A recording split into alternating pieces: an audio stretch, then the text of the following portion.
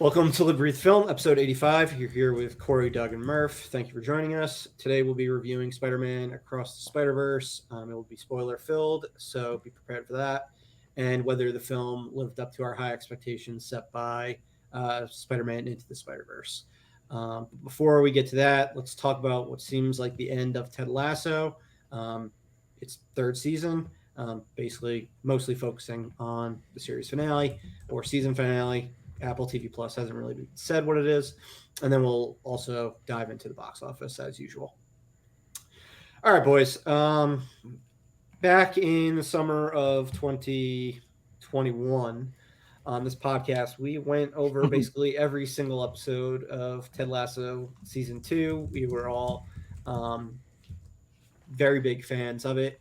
Timer is rolling on this topic. We're treating it like TTI.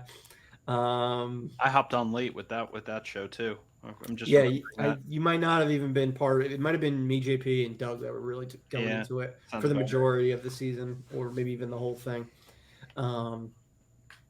But season 3 is now completed. Jason Sudeikis did say they intended for the show to have a 3-season arc, beginning, middle, and end. The end has now taken place. It very much seemed like a series finale. We did not go discuss this season at all throughout the past 12 weeks that it aired because, frankly, it went downhill very fast and very hard. The loss of Bill Lawrence to shrinking and Jason Sudeikis taking over full creative control had a major impact of the show. In my opinion, it was incredibly bloated, and each episode being well over 30 minutes, many of them being over an hour. The final episode was 75 minutes. Story arcs that came and went immediately that seemed to bear no real purpose. Trying to talk about current events, tie current events into topics, into episodes, but they were current events from like not very current. Yeah, they were like 5 to 10 years events. Ago. It was a very odd season of television for something that was so long, probably the equivalent in length of like 2.5 seasons of what season 1 was. The amount of minutes, not enough actually happened on camera. So many things happened off of camera. It was incredibly frustrating. Like big moments that you think would be on in an episode, it would be the next episode and it'd be like, oh, this happened off camera. I don't know what they were doing. They kind of robbed moments from their like actors, like big moments that their actors could have like really put in a performance. Yeah, like Nate, on their reel. Like this is their like Emmy reel. Totally. Nate making the big decision to like leave his job, like we just like never saw that moment happen. Yeah, that should have been a confrontation that we saw with him and Rupert. Like that was the biggest one to me that was so frustrating. Because you need to earn that redemption fully, and you left out key moments of it. You probably should have included the moment of the entire team voting unanimously to have Nate rejoin the team. That's a good point. That was a big deal because they were still conflicted about it. They dated him when they versed each other. Yeah, and then all of a sudden they voted and came around. Yeah, I mean, that didn't really feel earned. They just kind of show up to talk to Nate and tell him that they voted. Like the apology note was to the one Kit guy, I can't think of his name right now, was nice and all, like that was in the end of the previous episode, but then just immediately being like, oh yeah, we voted and we agreed you should come back to the team. That seems like you jump from one thing to another while missing some very important stuff that should have been on screen. Yeah. And I remember the Nate like stepping down thing. You only find out about it because he's like off the team in the start of the next episode. Yeah, they're just talking about it on the TV program. Yeah, and you're like, did I accidentally like skip the episode where this happened? In that same episode, I was texting you guys. I'm like, there's one blonde. They're talking about this. Like, I didn't say it to you at the time, but they were talking about the Nigerian team and how Sam wasn't on it. But I'm like, what the fuck are they talking about? And then they just start talking about Nate, and then like a minute later, they go back to talking about all the national teams. this is the most weirdly edited show, and It just so frustrating based on how good the first 2 seasons were. it also doesn't make sense because the episodes were so long. Yeah. The behavior of the plot lines and how it was structured are like with a show that they're just trying to rush to end. But the episodes were like beyond long. They were Like so they had all super, this yeah. time. So It's supersized because and yet felt rushed. they were like, I think, overly ambitious on like every character on the show having like Their their story. own story and arc, and like we didn't need that. Like I It's- didn't. It felt like a cartoon. Especially Every if you're team member getting didn't need their own like Yeah. arc. especially if you're going to get an AFC Richmond spinoff, which seems like is going to be the case. Save some of them for that. Yeah. But they just crammed storylines in, and some of them were just so fucking pointless. Zava? And just kept the characters away from each other. Like Keely's in her own world. Bringing in Zava, who comes in, is huge, and disappears after like 3 episodes. Just odd story making decisions. What do you guys think of the finale, though? Did it feel true to the show prior? I liked the scene in the locker room a lot with the sign, with the Yeah, that was the sign. best moment. That was really well done. The speech was good. I liked the musical scene. I didn't like the musical. I thought that was corny. I thought it was quirky. It's a playback to the Bye Bye Bye thing in season 2. Oh, okay. So, which makes sense, like how Ted wanted to do a routine for Dr. Sharon leaving. So it was a callback. At least they were very good with their callbacks. I just thought it was too corny. Like, these are supposed to be professional athletes, and they just do not seem like professional athletes at all. I liked Nate and Ted's scene in the locker room. That was one of the highlights. Using one of his plays at the end, and Jamie passing the ball and being a decoy was cool.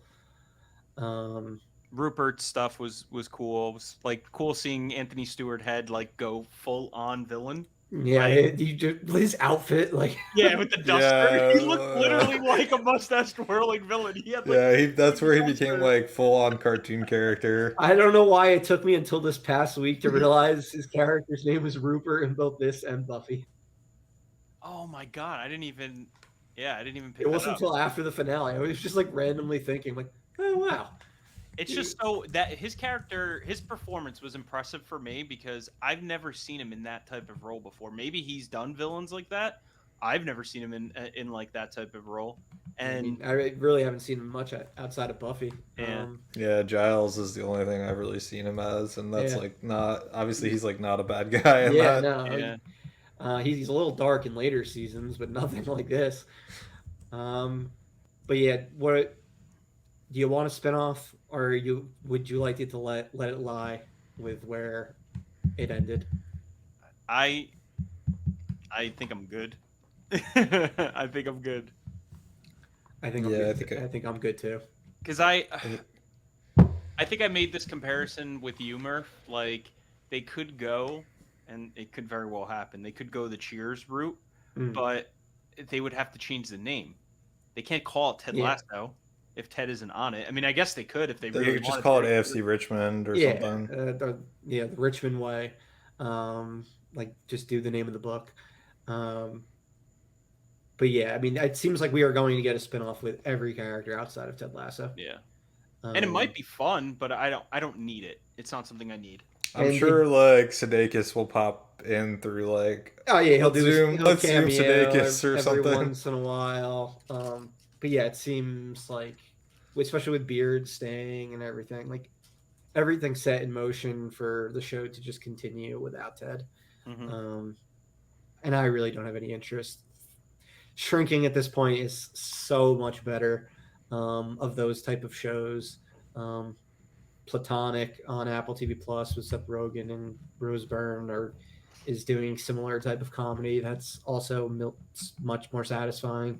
So I don't need a spinoff. So it sucks that it got the way it did, but we had season 1 and 2, which were very enjoyable.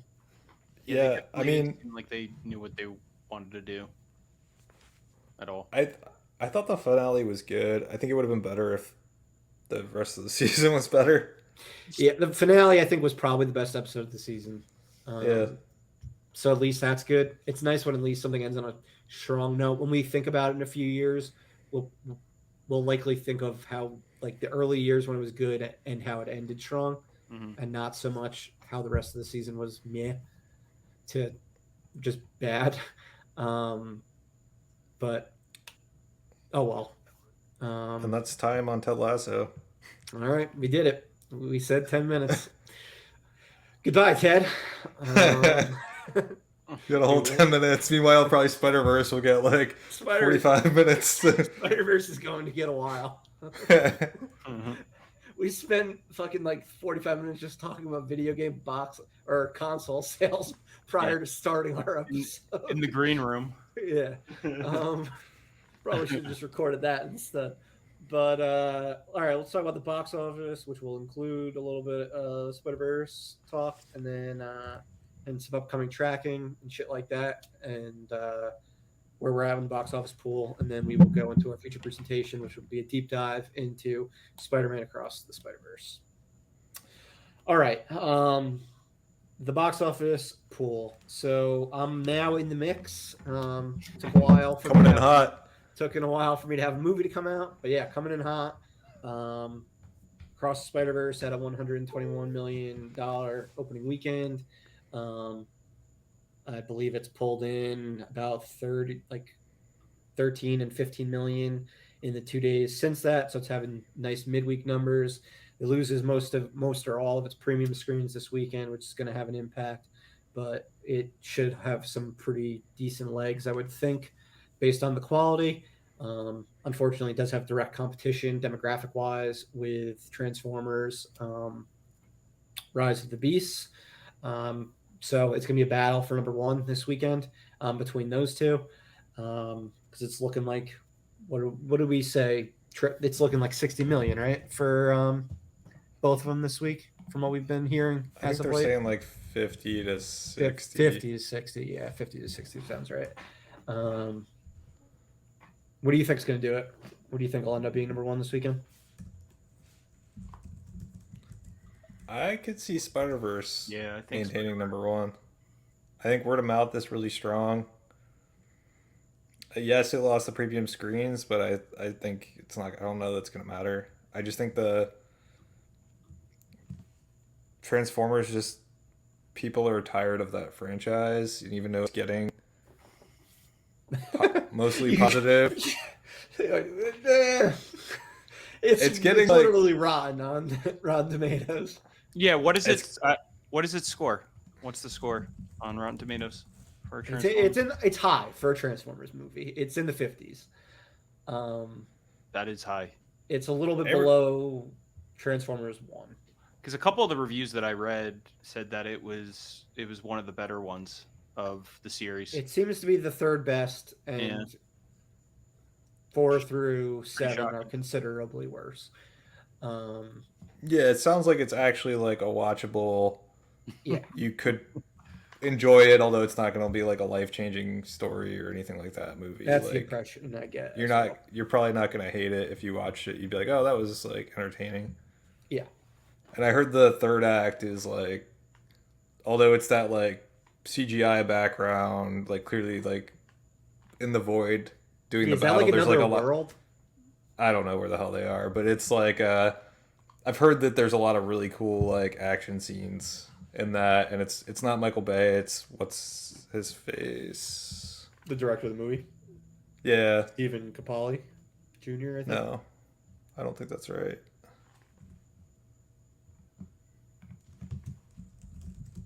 I thought. Oh yeah, you're right. I thought Michael Bay was involved. He's an executive producer. Okay, so not really involved. He's in that. He's in like what Spielberg was previously. Right. It's filmed in a way where you can actually see like the action scenes. That's good. That's always a nice thing. Yeah, it's not the Michael Bay where you're just like what's going on here? It's nice when you can understand the geography of like where these characters are when they're in the middle of a fight and you actually see it. It's refreshing. Yeah, so I've heard it's got that stuff going for it, and then it's like a '90s soundtrack. Yeah, like Bumblebee had that '80s one. I'm thinking the next one you got to do like a Y2K type movie, because I mean, and apparently it sets it up for first one in 2007 a sequel. So, yeah, I heard it sets up for a sequel. I don't know if like that means with the human characters or with just the.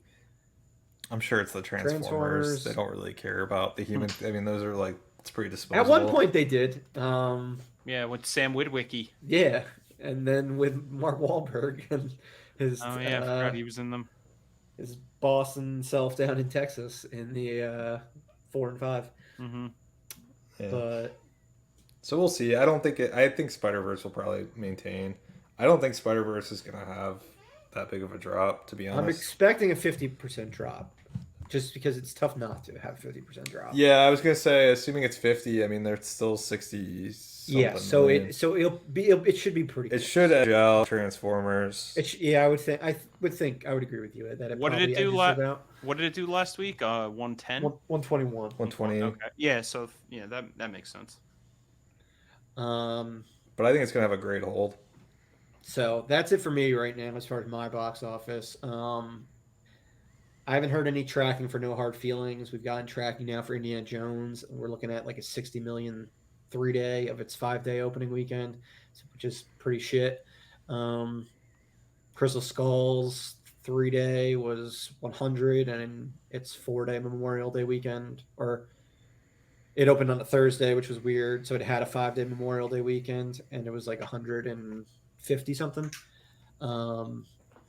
So pretty bad as of now. They're going to need to ramp up their marketing considerably. As Doug and I have been texting each other, because 2 of our movies debuted at Cannes to miserable reviews. Disney fucked up big time premiering their stuff there. Because now Indiana Jones and Elemental have stink all over them, thanks to that fucking French film festival. Every time I look at Elemental, it's like there's less and less theaters. Oh yeah, no, when you've been saying it to me, I've started to take a look up here, and yeah, it's getting less screenings, and they're giving probably more to the Flash and more to Spider-Man, and yeah, the pre-sales are just like, I can't believe it. Watch, The Blackening is going to end up making more this week. It could. It really could. That was one of those movies where we were like, maybe should we have drafted it? Like one of those like ones we were pretty close on. I think The Blackening and Joyride are like the 2 other ones from this summer that we didn't draft that we were like, maybe we should have drafted them. Joyride is the one that I actually think will, like, Blackening I don't think is going to do anything. Okay. I think Joyride though is going to be could be pretty big. Joyride is with who again? Stephanie Shu from Everything Everywhere. Yeah. It's supposed to be like hilarious, although that came out of a lot of the hype I heard from that movie came out of CinemaCon. Obviously they fucking overhyped The Flash like everybody else. Okay, the movies that we left on the list that were like maybe we should have drafted were About My Father, which proved to be a bust, so it was a good thing we didn't draft that. The Boogeyman, maybe it will top book club. It's going to be fairly close. Asteroid City probably should have been drafted before book club. The Blackening, Joyride, and They Listen, got moved to next year. So good thing none of us drafted that one. But Joyride is the one that stands out on that Joyride list. stands out for you. I could see Asteroid City as like a 40 to 60 million Wes Anderson movie. Yeah, we'll see. But as for you, Doug, you're in second place with 187 million. You're in a similar situation with me. You just have one movie released so far. The Little Mermaids. You've had 2 weekends from that so far. Pretty decent drop in its second week. Not terrible, not too bad. 57%. Yeah. and it's off a holiday weekend, so the first weekend has higher numbers than it would. I thought it was going to be a 60 plus drop, so I was actually pretty happy with 57. Not bad. I think we're looking at 300, a little over 300. That's fine. I'll probably take it. for it. I'll take it and run. Yeah, I mean, considering I'll be lucky with Indy making 200 at this point, if tracking is correct. Not bad for a first round pick. In comparison, both of your first round picks will have romper stomp to mine. Granted, my second round pick is now my first round pick because Spider-Verse, I'm expecting to make 300 million at minimum. I should have played it safe and taken Spider-Verse instead of swinging for the fences with Flash. I got greedy. Yeah, we've got the Flash, which I guess we can talk about. What is it looking at now, tracking wise? 65 to 70. I think like around 70. Yeah. I really don't even think it's gonna do that. Our former compatriot JP, massive Batman fan, not even bothering to see this one in theaters. If that says something, I don't know if that says something. Yeah, I don't know. I mean, kind of, I guess, but I don't know. What's the last movie he saw in theaters? Yeah, that's yeah. No, he's rented that. But the last Batman movie? No, Dungeons and Dragons. Everything Everywhere? I think it was Dungeons and Dragons. Yeah, he saw it in theaters. Yeah, so that's not. Granted, he did have a child since then, but he's like, I'm not bothering to go out to see it. He's like, I've read enough about it. It's not supposed to be as good as like we were hoping. Like he's like, I'll just wait for it. Yeah, I mean, everything that I keep seeing is that Michael Keaton like holds the movie together. You know, well, that's good. That's what if what we're most excited about. More or less, if he wasn't in it, it wouldn't be anywhere near like as good as. I also heard that. I mean, I've continuously heard that Sasha I actually have heard that Ezra Miller is also really good. I've heard Ezra Miller's great in it. Yeah. In both. He plays two characters. Yeah. It's kind of like a Parent Trap situation. Yeah, I've heard like Back to the Future vibes, like Sasha Calle. I've heard really good things. I've heard great things about the three of them. Hopefully, she returns for the Supergirl movie. If the movie's a success, I don't know how. Trying to avoid spoilers. Yeah. I don't know if Ezra Miller's, if it's humanly possible for him to return based on how this movie's going to end. I'm sure they left it open unless they Sure. Unless like the post credits is a different actor or something. But I mean the director fucking loves them, loves them. So we'll see. But I mean I was most excited about Michael Keaton, so I'm hyped. I know Ben Affleck is hyped about his performance in the movie. He says he finally thinks he got the character right. So I'm excited to see that performance as well.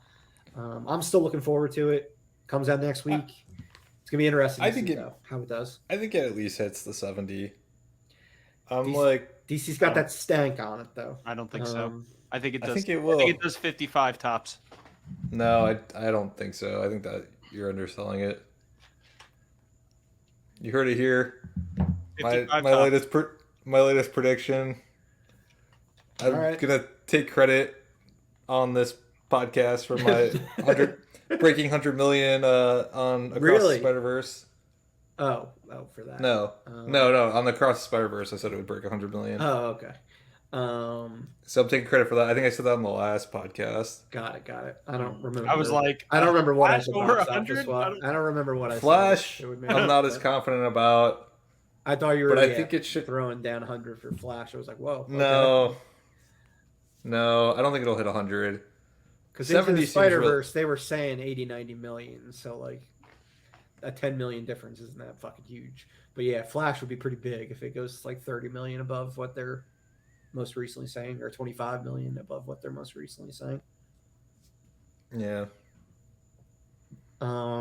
Yeah, that you have a massive week ahead of you, man. We're gonna continue to see what Little Mermaid does, and then you've got Transformers this weekend, and then Elemental and the Flash next weekend. I keep forgetting. I'm treating Elemental as like nothing. As like a late it was a wasted pick. pick. How low is it going to open? What are we saying? Are we saying it's the worst Pixar opening of all time? Because I'm starting to get that feeling. I'm feeling like 20 million, like 25 million. Far and away the lowest Pixar opening of all time.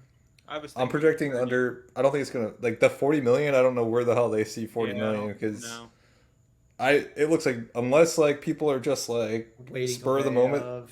Yes, next weekend, just like let's go to the movies and see this Elemental that I've never heard of before. I mean, I know it's not something I'm pre-ordering a ticket for because I don't need like there's other movies I need to with a subscriber service.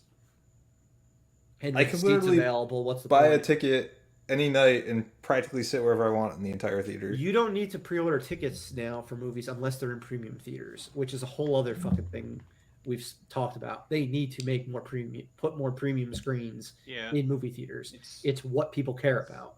Yeah. So at least around here, Spider-Verse, even the non-premiums were like all full. I don't know. I didn't look at the numbers or by us, but we saw it again last night in IMAX. We're recording this on a Thursday, so it was the last night that it was in the premium theaters by us in New Jersey, and the theater was pretty fucking full. Yeah, it was pretty packed. Probably like 80%, and I'd say we have the biggest IMAX theater in New Jersey.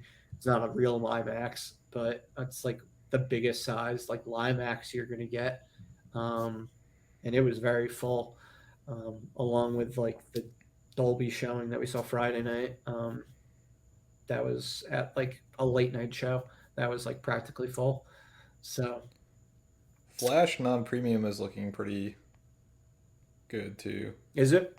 Because we're seeing Flash non-premium Thursday, and it's not looking good by us.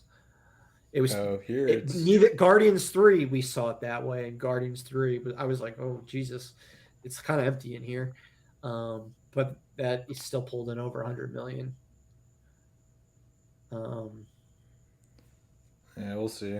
So I don't know. But yeah, like come this week, after next week, half your movies are out. So it's gonna be pretty big for you. I still have some wild cards after my. We have to talk about Oppenheimer now, an R-rated 3-hour epic. Does have 3 weeks in IMAX though. That's a good thing. Yeah, I hope people decide that they want to see this movie. Got our tickets in Lincoln Square already. Going to see it in one of the only real IMAX 70 millimeters in the country. Can't fucking wait. Mm-hmm. And then you've got Teenage Mutant Ninja Turtles. Which I feel like is a decent wild card, and then Gran Turismo. Gran Turismo, man. I was saying it to Corey last night. I think it's going to be I think it's going to hit. I hope so. I think it looks like a crowd pleaser, like a big crowd pleaser. I could see it, but I don't know. If the trailer had come out before we did our draft, I would have drafted that movie. Somewhere before, I would have tried to at least draft it before you did. But man, you've got like a bunch of big movies left. Mission Impossible. I mean, I've got like all my movies left. I don't really start until June 30th. That's when Indiana Jones comes out. Then I've got that, Mission Impossible, and Haunted Mansion in July, and then Blue Beetle, Strays in August, and The Equalizer 3 in September. I'm not expecting much from No Hard Feelings, and tickets haven't even gone on sale yet, and it comes out in 2 weeks. Granted, people really aren't going to buy R-rated comedy tickets in advance, so who cares? But I don't know. Hopefully it does okay. Also for me, I don't remember if I mentioned in the last episode, but Strays got pushed for me. I think I did. Got pushed from June to August. So that was a change on my end. And then Corey, you're killing it in first place with 469 million. So you're at 469 compared to 187 and 121. You've had 3 movies out now. Guardians Volume 3, Book Club, The Next Chapter, and Fast 10. Fast 10 has continued its rapid descent. It's what? I think it's on VOD tomorrow. It's on VOD tomorrow. It's already like below Guardians on its third weekend, compared to Guardians on its fifth weekend.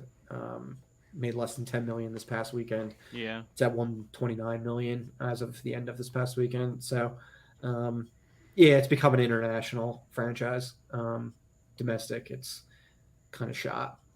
We'll see if Dwayne Johnson can give it a shot in the arm with the Hobbs movie coming out, but who knows? Guardians, though, you're at 323 million. Looks like it'll make it pretty close to 350. So that's about as good as we could have hoped based on its opening weekend, right in the middle of Guardians Volume 1 and Volume 2, which is something we've been reiterating for the past couple episodes, or at least the last one. And then Book Club, as we mentioned, that just kind of bombed with 17 million. So yeah, Boogeyman might have been a better pick. It opened with 12 million this past weekend. None of us drafted it, but definitely better than About My Father and The Machine. Both of those are going to be like $10 million movies.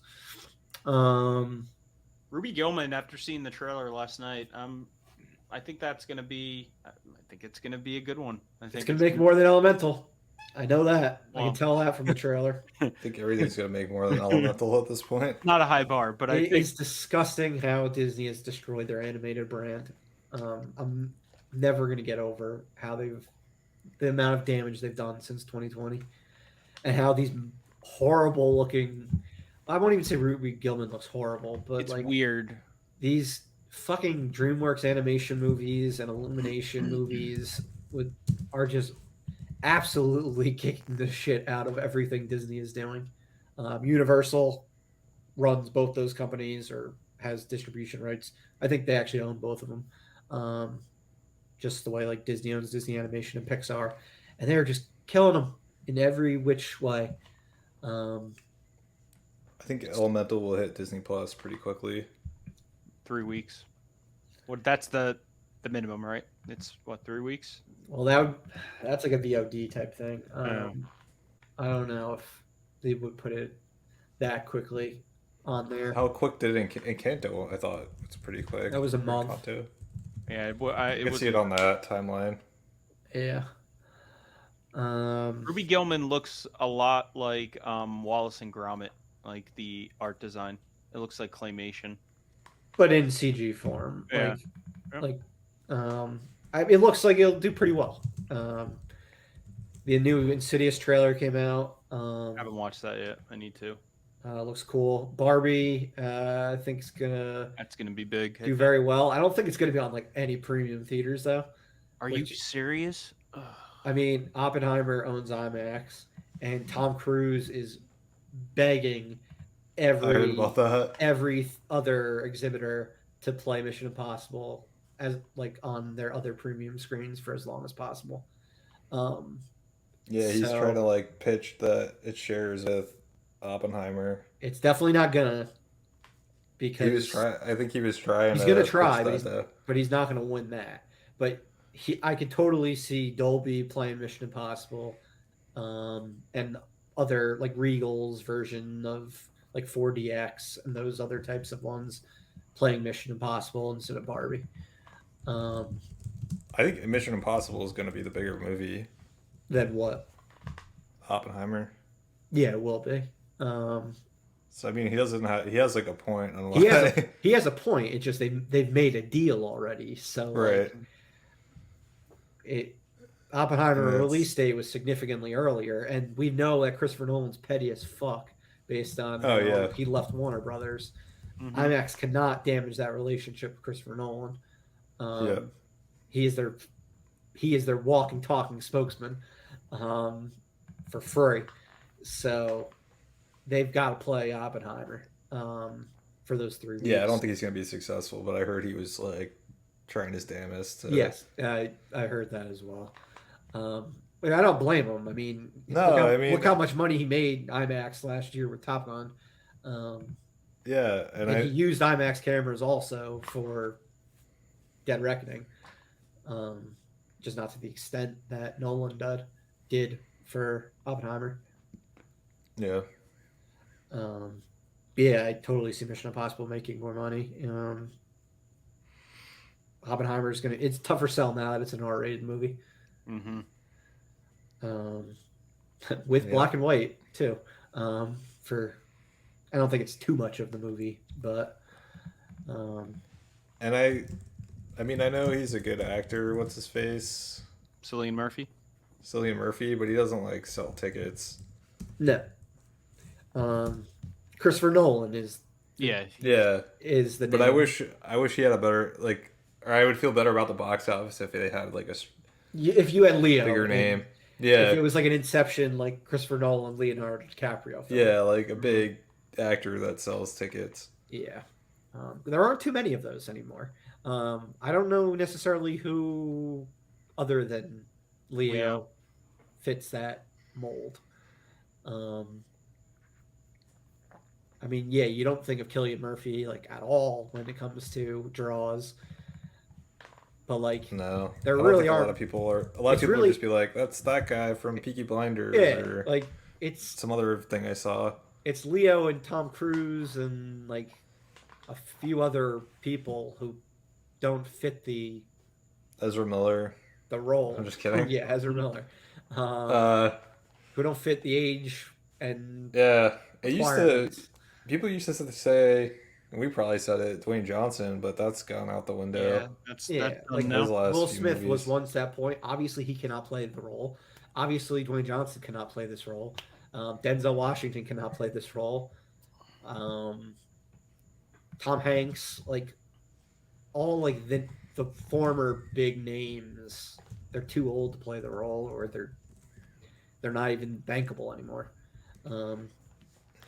Brad Pitt maybe is like questionable if he's in the right movie with the right director. But yeah, with Leo, I would say you have an easy $200 million movie. He made The Revenant make almost $200 million, and that was like a 3-hour R-rated movie. Yeah. So it doesn't have Leo, so we'll see. We'll see. I think it's gonna be a hit. It's selling like gangbusters in like the Lincoln Square IMAX. I'll tell you that. Yeah, of course it is, because that's like it's gonna do its best. Nerd Central, like it's the biggest theater. It's gonna sell the most tickets in the country there. You'll have to keep an eye on how they're doing down in Florida. Probably no one's bought tickets yet.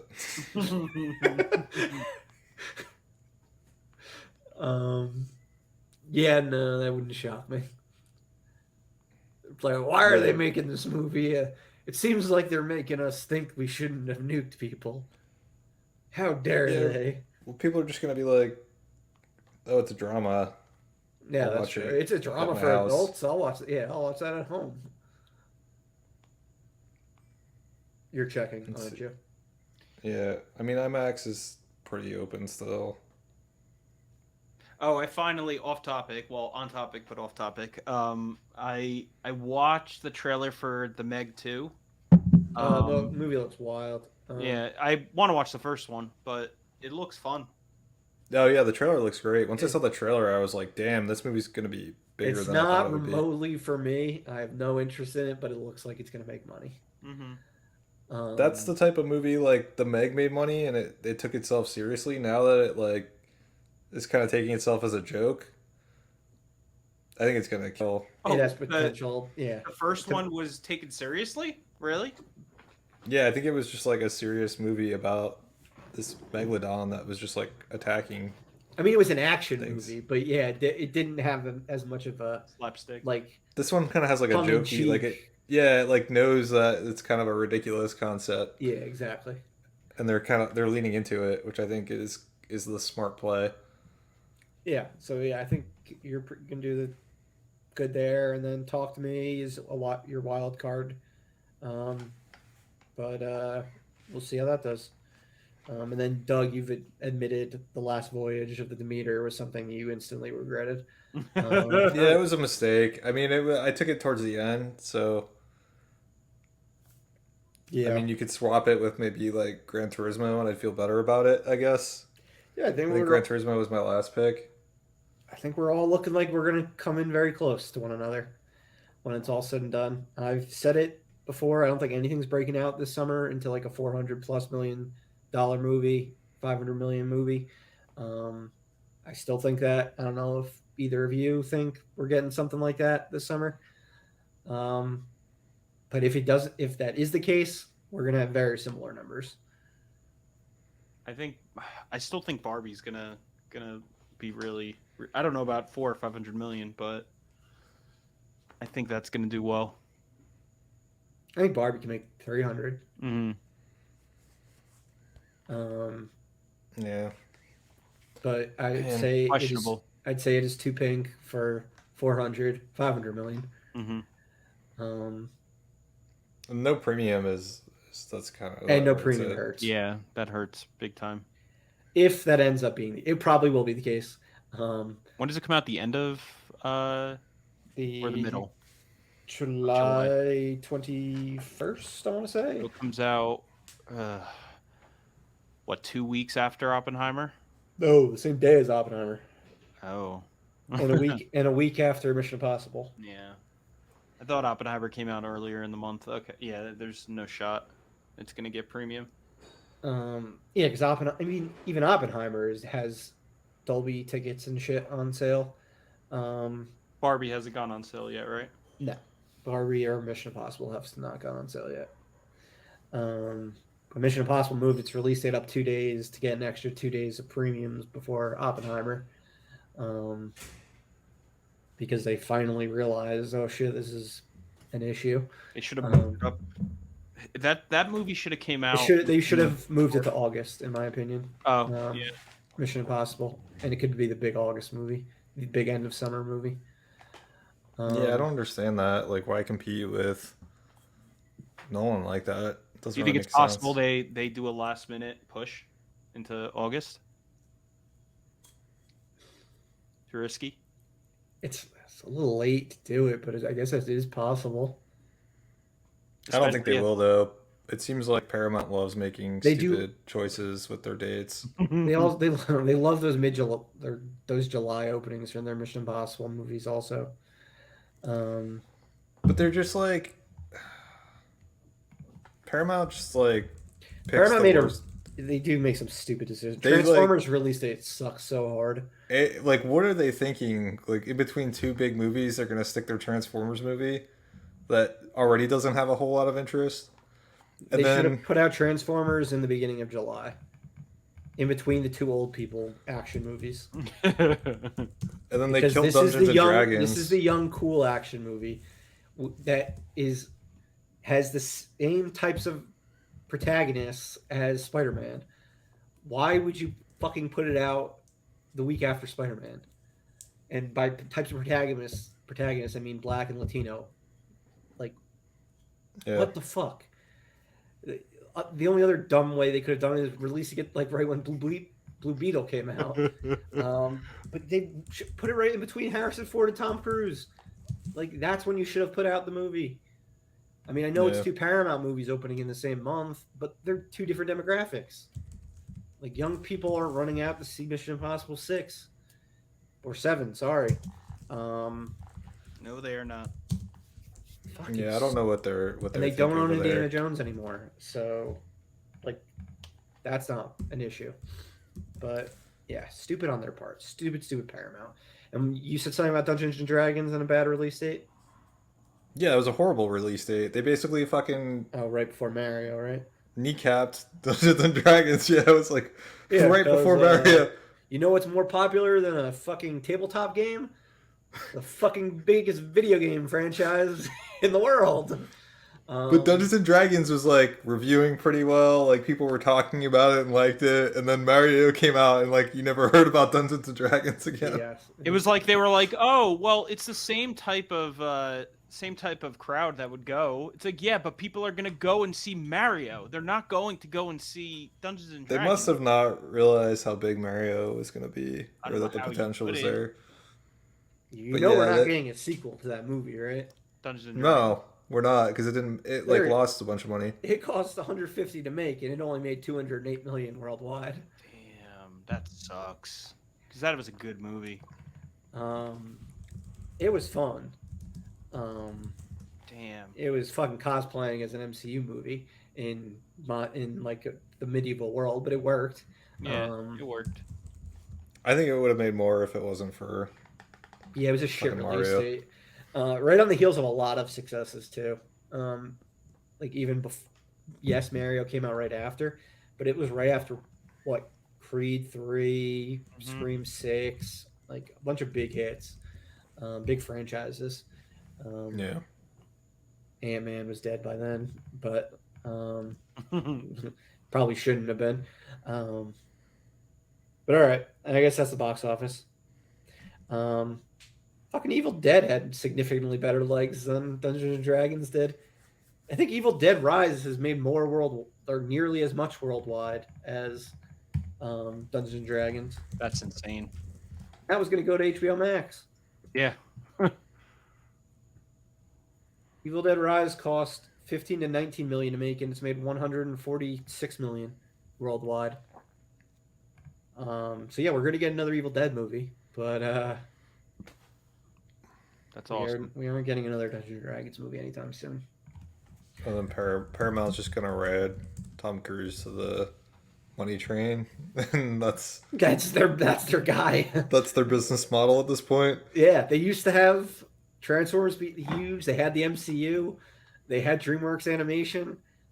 Now they've just got Tom Cruise. Yeah, and they tried to get rid of Tom Cruise for a while when he was in that downward spiral, and then he became their boy again. We're gonna get another Top Gun probably over the next 2 years. We'll get another Top Gun. We still have another Mission Impossible after this year. Don't have much else. We'll get more Ninja Turtle reboots, more Transformers movies. But God, I hope this Ninja Turtles movie is good. I actually liked the most recent trailer. I think that. I don't think it's a terrible thing to lean into, like the Spider-Verse type of animation. I love the animation. It's interesting animation, but I think it looks terrible as a film. I'm not the target audience for this movie anymore. I understand that. Kids might eat this shit up. But yeah, I hope they do.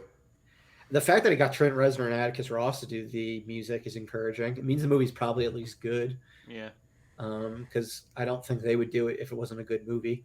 They basically just do David Fincher movies and like a few other things. Soul being the most recent one that I can think of, which was a Best Animated Feature Film winner. But yeah, like I'm just not the target market for that movie. And for a lot of movies now. You don't know that though. I don't know. I didn't think Spider-Verse looked good before I saw it. I did. I saw that fucking early preview. Not early preview, but Thursday night. Because the trailers look so good to you? Yeah, I thought it looked sick. Yeah, I was word of mouth machine for that one. I got Derek to see that one opening weekend because of how much I fucking raved about it. You definitely got me to see it. I got you to see it with me. Yeah. I saw it. You saw it in theaters. Mm-hmm. Well, no, Corey, I know you did. You were with me. Yeah. Doug, you saw during it the holidays. I thought. Yeah, over the holiday season, I think. Yeah, I dragged Julia to go, and she was. Was it because of our reviews or the reviews in general? Do you remember? It's probably because of you raving about it. I mean, I was all about the 3D, just going ape shit about it. I still can't believe this one wasn't in 3D. It's because they couldn't get the movie done in time. Mm-hmm. The movie, literally. And all right, let's go. Let's pivot to Spider-Man. I mean, we already did. It sounds across the Spider-Verse. Yeah. Good segue. We're going to Spider-Verse. Spider-Verse, yes. Yeah. Okay. We saw how much work they put into this movie. It is unbelievable. The amount of time that went into it. They finished it 10 days before the movie came out, like post-production. They only did the Donald Glover scenes like very recently. I shared a couple articles with Doug earlier today about someone. It was like a carve out it was a cardboard cutout of Donald Glover's face in like in the fan early screenings screenings and stuff. And people just went crazy just over that because he was Donald Glover's a busy man. But like they were working to like the last minute to get this one done. So the first thing I'm going to say is we are not getting Beyond the Spider-Verse in March of next year. There's no way. No way in hell is that happening. I don't think we see it until at least 2025. I say take all the time you need because Across the Spider-Verse fucks. That movie is great.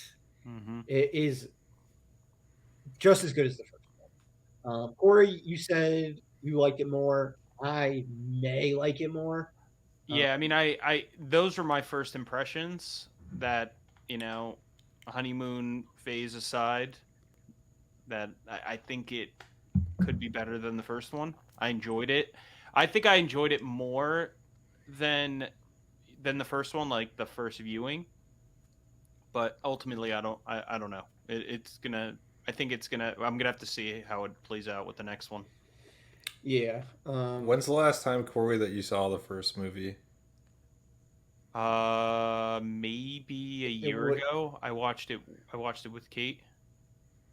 I know you watched it when you and Steve helped me hook up my my surround sound. Yeah. That was the end of 2021. I don't know if you watched it with Kate after that or before that. I think it was after I watched it. That was the last time I watched Into the Spider-Verse. Mm-hmm. Into the Spider-Verse has never topped its first viewing for me, and I think it's because of the 3D. But Into the Spider-Verse, I still think is probably the better movie. But I did like Across the Spider-Verse more the second time. Like I pushed it up to 4.5 to 5 stars. Yeah, the second viewing. So I think the first is a better movie still. I saw it. I've probably seen Into the Spider-Verse at least 10 times. I've seen it 4 times if I had to guess. I saw it twice the week leading up to this movie, including I saw it right before I watched like there was a 30-minute, 45-minute, maybe an hour gap between me finishing the first movie and starting the second movie. So I mean it was very, very back to back. And the first movie I just love that movie. There's just so much. It's got a better soundtrack than the second one. Well, I think, yeah. So the music soundtrack, I did enjoy it more in the first one. Like the songs. The song selection. Yeah. But the score is definitely a lot better in the second one. Mm-hmm. Like they take everything about the first one's score and they just, they do more with it. And there's all these different types of scores and everyone's got their own music. Mm-hmm. Well said. I didn't make that argument last night. I agreed with Corey, like that I agreed the soundtrack was better in the first one. Again, I'm not the target like demographic for the soundtrack. I could be very wrong and like what's actually cool and what's actually better music to younger generations, but the score was certainly better. I would agree. Yeah, I would agree on that. I mean, Sunflower is great in the first one, and then What's Up Danger? Yeah, What's Up Danger? When like that's the moment of the movie. Yeah. I think too. I thought the trailers showed a little too much, and I was worried that they did when I saw the movie. I mean, Miles' big like moment with Miguel. I had already seen it in the trailer, or one of his big moments with Miguel. Oh. Where he's like fighting on the where they're fighting on the train. Yeah. And I kind of wish they didn't reveal like the Spider Society. Like I get they were trying to get people hyped up for it, but I would have liked that to have been a surprise that there's all these different Spider-Men. But I think it might have lost a little bit of the impact because I knew that was coming at some point in the movie. I didn't think they gave too much away in the trailers. I actually thought they did a good job in misdirecting with the trailers, especially the first trailer with Miles talking with his mom. It makes it seem like it's Miles in another universe talking to his mom. Mm-hmm. I thought that was pretty clever. That didn't actually end up being the case at all, with the way it played out. Uh, yeah, I didn't think they showed too much at all. They didn't show too much of like um, Mumbai or Mumbai. They didn't Hatton. show much of Gwen's world. Like they didn't show. I didn't think showed too much of the other. I wish they didn't. They just showed a lot of the Spider Society. That was what they showed the most of. They showed a lot of the Spider Society, and they showed the whole. They revealed the whole plot line where, like, I saw that whole conversation, but maybe I saw more than you did. But I saw that whole conversation with his mother before the movie came out about, you know, how Miles shouldn't like let people tell him, you know, that he doesn't belong. Like, I had seen that conversation already. I had seen all that too, but then she says, make sure to like tell my son that or something. Like they did something in the trailer where it makes it seem like she's not talking to her Miles. Oh, or at least that's how I interpreted it. Yeah, I think we maybe interpreted it differently, but I saw that. I was annoyed that through line that I had already known that was going to be it, and then you see the Miguel where he's like, people keep telling me how my story is going to go. Yeah. Like I wish I hadn't seen that scene, because to me that's kind of like the like hey moment in the first movie where with Kingpin, and so I kind of wish I like hadn't seen that already and knew that was going to happen. But I think the movie benefited from a much better villain. I think the Spot is an awesome villain. Schwartzman killed it. Kingpin I never really connected with and Into the Spider-Verse the way I have with Kingpin in other media, particularly Daredevil. I find the Spot much like he seems fucking threatening, and like them having him start off as like a villain of the week type of guy to someone who's like going to potentially destroy Miles's life, and it seemed like a realistic thing. It was very well written material. See, I thought Kingpin they did a good job with. I mean, he kills Spider-Man in the first one, like right off the bat, or like pretty early on in the movie, which makes him intimidating. He takes out Uncle Aaron. And then it's like a brand new Spider-Man Miles is supposed to face him alone. It just kind of like, I think it's because it's a human, and I'm already familiar with the character. I think that is the reason. Maybe, but they make him like huge in the cartoon. No, yeah, he's a monster. Same like the video game. Like he's just he's like super strong. There's something about I guess like not knowing this character that made it more interesting to me, but I always liked that Kingpin's motivation was like to just bring his family like to bring his family back. Like it wasn't like I'm just gonna try to destroy the world. Like he actually had like a character motivation for trying to do family is just as important for him as family is just as important for Miles. Because family is a huge part of all Spider-Man movies. And yeah, I mean Kingpin clearly did damage in the first one. As you said, he kills both his uncle and the original Peter Parker in that universe. 1610 or whatever universe they're in. Yeah. But I don't know. I thought Schwartzman was... he's good. I really like him as a villain. I just haven't seen... Real solid. I'm interested to see what he's like now that he's like all powered up. And the animation was just so sick for him. Like in the scenes where like Miles sees like the future, the like animation was so cool. It was like black and white scribbled. Oh, so cool. The animation, all the different animation styles, just incredible. You can see like we started out with this movie. You can see why it took forever to make because the watercolor, everything. All the different worlds is a completely different animation style. Like the amount of Gwen's Easter universe eggs. is such a cool not only universe. Yeah, it is. Not only that, one thing I did notice is that, especially in impactful moments or conversations that are going on, dramatic, whatever, the animation would change, or like the backdrop would change, or it would turn into like a comic book pane, like, close up. There were a lot of things that they did in the movie, editing wise and animation wise, to make like key moments like really impactful, and that like blew me away, because that I wasn't expecting. I was expecting the movie to be beautiful, but not cleverly edited. Well, you didn't expect each frame of the film to be like a piece of art? Yeah. I mean, I'm calling it back to something we were joking about last week. It's not far off. I hear what they're saying. They all are like art I would pieces. take a frame of any of that movie and be very happy to have it. I don't understand why they couldn't find a single frame to put on the steel book, but I guess that's another conversation. Yeah, that's a whole other issue. Wait, what about hopefully it's TBD artwork. They announced the steel book, and it's like some like shitty art that somebody created, and like meanwhile you have like this movie looks so beautiful, and you could have taken like any fucking frame from this movie, and it would have been better than.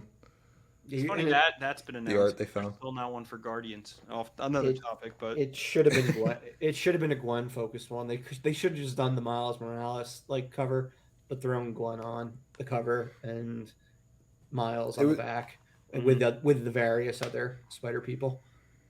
It was interesting that Gwen bookends the movie.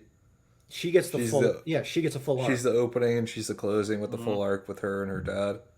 Yeah, and like it might close on Miles, it closes on the group of them, right?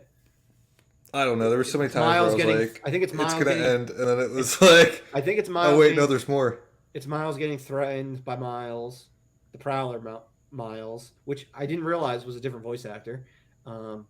Until looking. Yeah, I saw that too. I thought he sounded different. But I thought he sounded different, but I thought it was just like him. He was just changing his voice or something. His voice. Actually, different actor, and it's a weird choice, but it's showing the team that is the team from Into the Spider-Verse and Across the Spider-Verse together to fucking help Miles in, and then it says to be continued.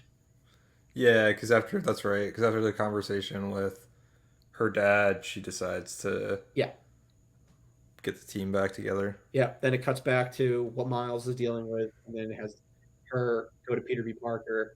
Has her go to Peter B. Parker back to Miles again, because it's cutting a lot between what Miles is going on. They brought the tension up pretty high with that, even though, you thought it was Miles, right? Yeah, that was the only thing is they like overplayed that reveal. It was like clearly it's Miles. Yeah, right. It's Uncle Aaron, and then somebody else, and somebody else comes out in a Prowler outfit. Right. And Uncle Aaron the whole time is like, "Hey, we're gonna go do that thing, right?" Yeah. And like, so it was like, it was so clear. By the time you get to it, I remember thinking that in the theater. I was like, "All right, like we know it's Miles. Like let's get there." And they make it like this shocking reveal, and it's still played. It's still played. Yeah, it's still good, but I was like, it wasn't shocking. It wasn't the reveal for me, like when Uncle Aaron was the Prowler, like that was a much better reveal than Miles being the Prowler. Mm-hmm. Him being in the alternate universe, the 42nd universe, was more of a shock for me. I didn't even see that coming. That he it actually took me. I don't know. Either. It took me kind of like an embarrassingly long time to realize that he was in an alternate universe. It took until he revealed he was Spider-Man. Yeah, I didn't know. And she didn't know. That's when I realized it. Yeah, I didn't. I still it still took me like a little bit after that. Because I was just I'm glad you're willing to admit that is an embarrassing amount of time. Yeah, like I was just like, I was confused because you don't expect that he's in I don't know. I never expected that that's what happened. So I was like, is she really just like that not familiar with Spider-Man that she doesn't know who Spider-Man is. That's what I But thought. It did stick in my head where she was like, "What's Comic?" Or she mentioned Comic-Con, and like that's something that I think Peter B. Parker mentions in the first one, and he's like, "What the hell's Comic-Con?" So like, obviously Comic-Con doesn't exist in Earth 1610. Yeah. But yeah, I didn't realize it until I think Uncle Aaron pops in, and I was like, "Oh, shit." Hey, we all have those moments. I've had them plenty of times before where I'm like, damn, I should have caught that earlier. Yeah, when But some people, moment she didn't know he was Spider-Man, that he was when he took it off. Who Spider-Man was? Yeah, I was like, oh shit, he's in. He's in the he's in the other universe. I didn't catch on there. And other people caught on even before that. They caught on. That's what I saw. Earth 42 on the screen, before he gets sent there. That's impressive. Yeah, but I didn't catch that. I didn't catch. I heard someone saying like, "Oh, I realized that the mom's eye color was different." I was like, "What the fuck?" That's deep. That you're paying that close attention, but good for you. Yeah. Obviously, I wasn't paying as close attention because it took me a while, but that was a good move. I was reading something that the apartment looks different too. Like there were people that noticed that. And I should have noticed on the first viewing when she says your hair is different. That's a good one. On the second viewing, I caught that line, and I was like, oh, should have caught that one before. And then when you when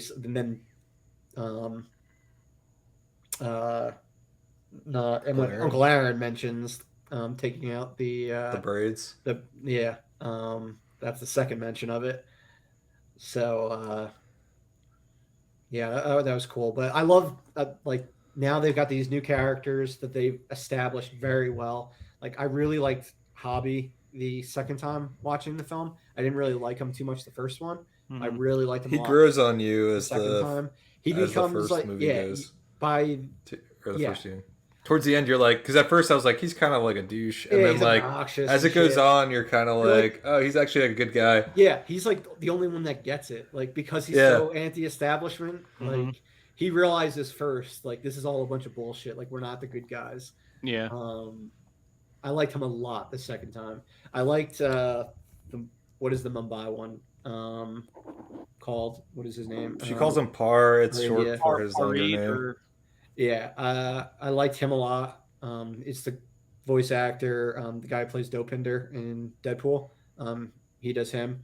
Daniel Kaluuya, I thought he was a really fun Spider-Man. I thought he was really fun. So them joining Spider-Man Noir. I'm so glad they're bringing the old crew back too. Spider-Ham, or is that his?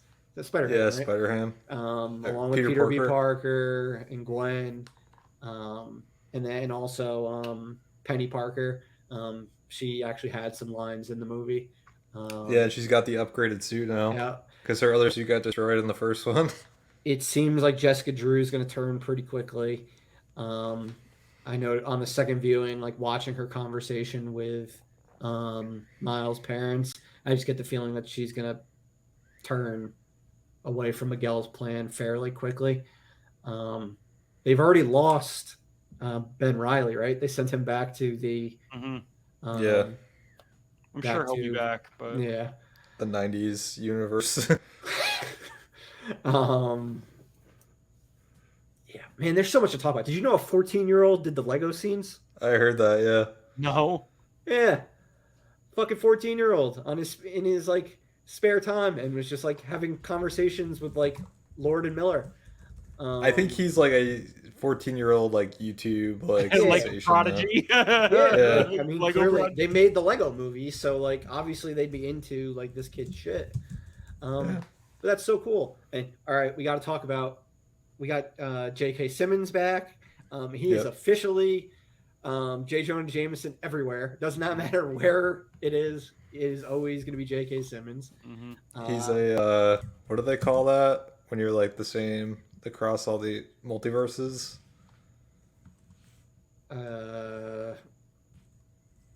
Canon, I guess, would be the closest thing I can think of. All right, I'll figure it out. They call it something in the MCU where it's like You have to exist throughout. Well, he's not a all the variant, or I multiverse. guess there are variants of him, but it's always looks and sounds similar. We did get Yeah. You told me that there were some nods to the video games too. I saw one, but Yeah, I didn't catch all of them. You had Gangi playing Spider-Man 2 Mhm. actually in the room in Oh, PS5. he's playing Spider-Man 2. He's playing Spider-Man 2, and then the Spider-Man Peter Parker is in the society, and he's called like Insomniac Spider-Man, and he has a line like he's the voice actor from the game. Alfred Molina has a quick line, is like "Hello, Peter" from Spider-Man 2 during the chase scene when they're running past the villains. Getting Donald Glover obviously huge because like we got Miles Morales because people were campaigning for Donald Glover to be Spider-Man. Like that was why Miles Morales was originally created. They had Donald Glover play Aaron Davis in Spider-Man Homecoming. And now finally have him as Prowler in this. So cool. Had some nods to the Tobey Maguire ones, like showing the death of Uncle Ben, and then for Amazing Spider-Man showing the death of Captain Stacy. We had Venom. They used some B-roll from Venom in order to throw the spot into the Venomverse or the Sony's universe of Marvel characters, Spider-Man characters, whatever that cinematic universe is called. Yeah, we're back to having animation reach into the real world. Yeah, we're doing. That used to be something that was like popular. Yeah, yeah, and the Page Master and like all these things from the '90s and late '80s. We didn't get the '90s. So many Easter eggs. The '90s Spider-Man wasn't in this one, right? We had a Spectacular Spider-Man, but I think that's a 2000s show. Okay. I thought I saw that Spider-Man somewhere. I was looking for him and I didn't see him. Since that's my Spider-Man. Well, we had the '67 animated series one. We had I saw him. I mean, there was a shit ton. There are just so many. There was a T-Rex. There was like a cowboy, and like a horse Spider-Man. Mm-hmm. Dude, and I think we need to give credit to. I don't think they're talked about enough. Like the parents in these movies, like Brian Tyree Henry, Luna Lauren Velez, and Shea Wiggum were all fucking great. Oh, Shea Wiggum played Captain Stacy? Yep. Wow, I didn't realize that. Especially Luna Lauren Velez from Dexter. She was great. Lieutenant LaGuardia. She's fantastic. I mean, her and Brian Tyree Henry, both of them are great parents in both of these movies.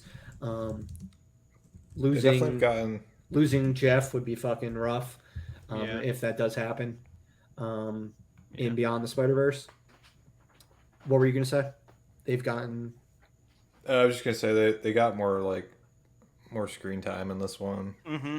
There was a lot of focus on them and just like their life. Yeah, well developed. They didn't have time to really do that in the first one because the first one was just like going at such a quick speed. And there were so many characters to introduce in the first one. I mean, you had to get people to introduce just to Miles Morales. Everyone is used to Peter Parker, like as Spider-Man. The only one that really got scenes. I mean, the mom was like very quick in and out. The only one that really got scenes was the dad. Yeah. For like key moments, but they just both had a lot more to do in this one, I thought. Yeah, and they also had spent a lot of time with Aaron in Uncle Aaron in the first one because they have to make his death impactful. You also have May as a mother type figure in Into the Spider-Verse for all of them. Yeah. I'm sad we didn't get any more May, but I don't know what they would have done with her. But they were just like, yeah, she went to Florida. Yeah, she's down in Florida. Yeah. Maybe she'll be in the next one. Yeah. Maybe they couldn't get Lily Tomlin back or something. Who knows what the reason was?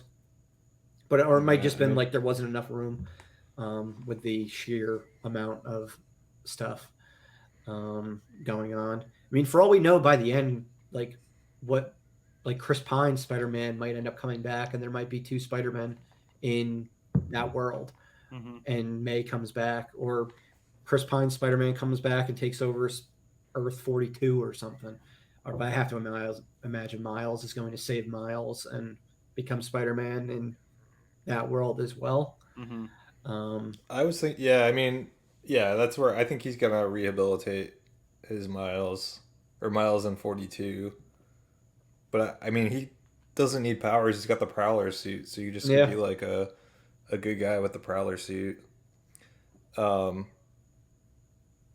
did see like someone did a screen capture of the spots when he takes the spider out of. I don't know if you guys saw this. When he takes the spider out of 42, they show that's like crawling up to Braided Miles.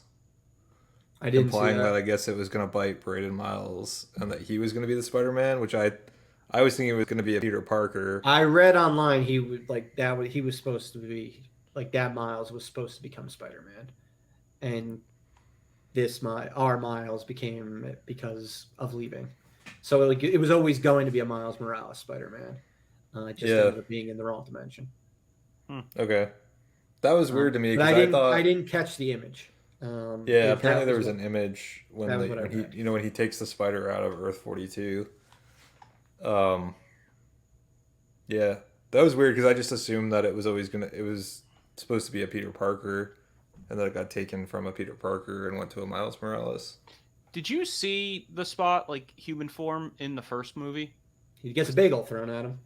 I didn't remember if he was actually in the movie or if they just like kind of added it. Like in the like chase scene when they're with Octavius that was actually in the movie. And stuff. Like he actually throws a bagel at an employee. I mean, Doug, you've watched it most recently, so you can like. That's so cool. Yeah, I mean, there's the bagel throw definitely happens in the first one. I was trying to remember if Miles threw the bagel or Peter, but I guess they said Miles threw it. Yeah, I think when he's invisible, like it happens maybe. It's one that they're running out and everyone pulls out the guns. Yeah, they throw like the bagel. And Haley Steinfeld absolutely killed it as Gwen. I said her arc she had the most complete arc, like in the film, her and her dad. Yeah, I mean, they definitely decided that was how they were making it like a complete movie, was through the Gwen arc. Something I read last night, because I went back, like, after I saw it the first time, I got home, searched across the Spider-Verse, was looking up the cast, things like that, various articles about the movie. Did it again after seeing it the second time, that there is a lot of stuff that they just got away with making a incredibly pro-trans movie, and it's released around the world, and the world doesn't realize it. Apparently, all the colors in Gwen's world are like the trans pride colors. She has a sticker on her room that says "Support Trans Kids." Captain Stacy has a pin on, like a trans flag pin on. A lot of people are speculating that Gwen like could be trans, which would be that's pretty wild. Yeah. But just the fact that they have gotten away with getting this into a PG-rated movie, across like playing in fucking China, and they didn't catch it because there's just so much stuff in the movie that like, how do you even like catch something like that? Obviously, the trans viewers are the ones that did and brought it into many articles online now. But it's like, holy shit. Like, Corey, you were mentioning the colors changing when talking about, like, that was happening when she was doing her, like, coming out type of speech to her dad. Really fucking, like, deep shit in a PG-rated comic book movie. Which I guess shouldn't be too surprised. Like, Sony Animation did, like the whole gay character in a kids movie, Mitchells and the Machines, which was also which was produced by Lord and Miller. So like the fact that they would then go trans with Across the Spider-Verse isn't exactly the most shocking thing. But I was like, damn. I don't think they're going to take it any further, though. I don't think they'll go any further because it will limit. Now it's in the open. So if they tried to go any further, it would limit the markets that it could play in. Yeah. But because it ultimately all comes down to money. But they've done enough already where like, and it's going to make an impact on people. It was something that I did not catch in either viewing. Probably never would have caught it if I didn't read an article. But really interesting. I heard in the trailer that there was like a poster. One of the trailers came out. People had spotted a poster in Gwen's room. Yeah, I saw a screenshot of like a sticker, like above her like her door or something like that. Yeah. And they're like, yeah, like why would a police captain be wearing like something like that? Like unless like her daughter like is that. I don't know. Yeah, they're not gonna go any deeper. It's never gonna be addressed. Yeah. No, it's never gonna be addressed. But I think they've done enough where another type of viewer is now feels like they're being seen in a movie. Because I think the Spider-Verse movies have done better than any series that like anyone can be something. Like it was the definition of Into the Spider-Verse that anyone can be Spider-Man. Yeah, anyone can wear the mask.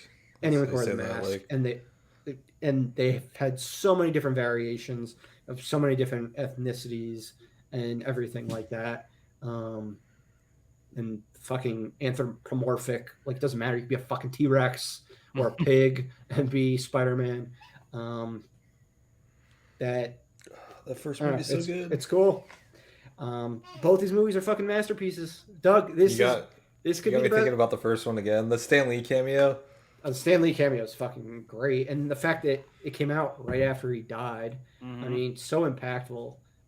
Both like Stan Lee and Steve Ditko both died the year that Into the Spider-Verse came out, and like it has the like dedicates it to them at the end. It has the Stan Lee quote, and Stan Lee has like one of his final cameos. I think the only other one after that was Endgame and Captain Marvel. But I mean, that was Into the Spider-Verse is like the last one that matters. It's better than those other ones. The Captain Marvel one was pretty funny because it referenced Mallrats, but the Endgame one was stupid. But sorry to detour on the. No. I mean, I thought the movie's really good. They did what it needed to do to get you amped up for the third one.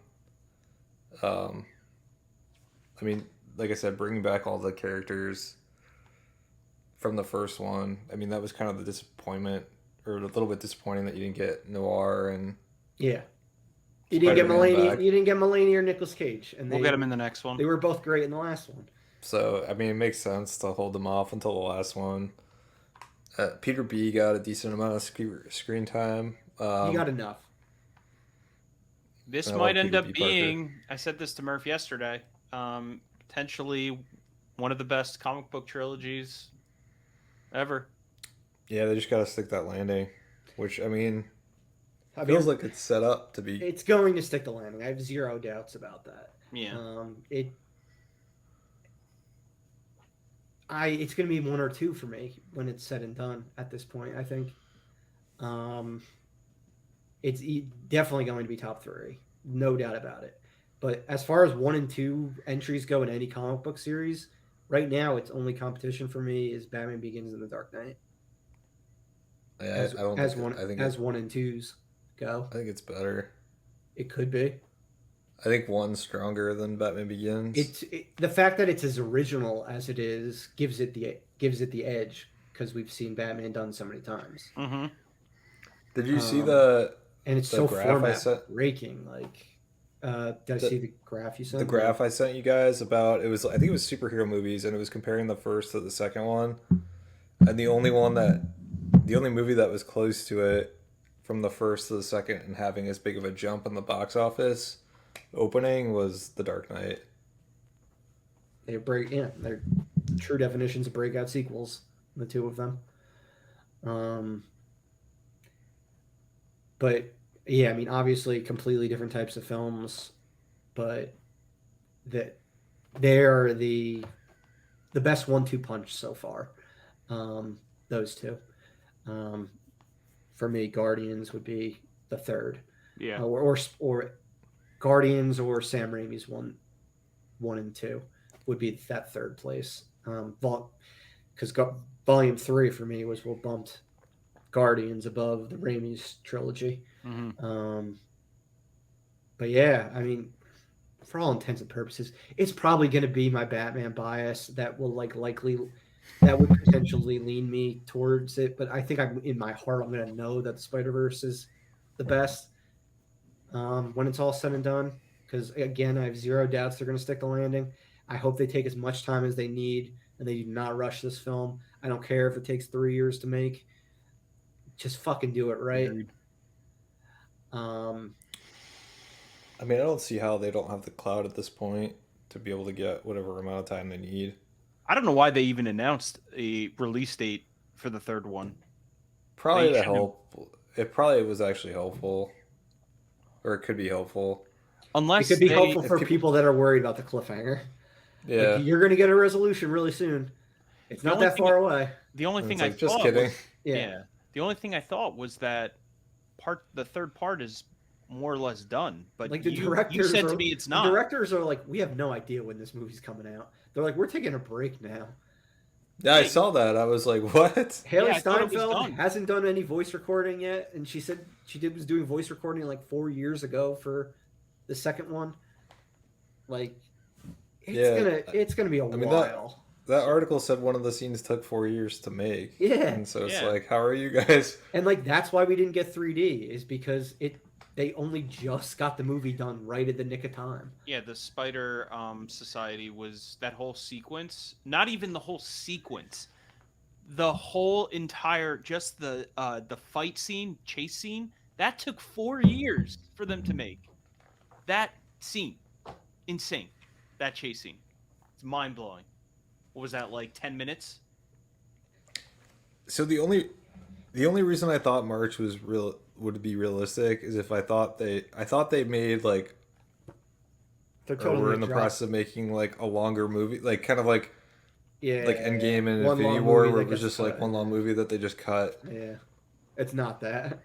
But yeah, it doesn't. It's not that at all. That wasn't even. That's not even the best example because Infinity War and Endgame were done in two different productions and are very much feel like two different films. Didn't they ramp up right away after? Yes, it was a very short break, but I thought this was more of like a Back to the Future 2-3, Matrix 2-3, where it's like fucking, or like Lord of the Rings trilogy, like going right through, like, and it doesn't seem like that's what this is. So why did Sony release they've probably locked down that date to put another movie in because other studios are avoiding that date, so now they can throw in another movie that wasn't as big of a threat. Like now they can probably plug in like Madam Web there or Bad Boys 4 or something that they have on deck for next year. Yeah, I guess that makes sense. And they have less competition because other movies didn't want to go up against Beyond the Spider-Verse. That's my guess, and maybe clearly now internally, partially what Doug said about like the fact that it's ending on such a cliffhanger. Like, don't worry, like you're gonna get your third one very soon. Like we thought it was only going to be 10 months away, 9 months away, but that's clearly not going to be the case. Yeah, I can't believe that. I thought for sure that they were like almost done with the. It was like close to. All these articles this week have like blown me away. With where they're actually at. But what do you guys think is going on with Miguel O'Hara? It seems like he's not full of shit.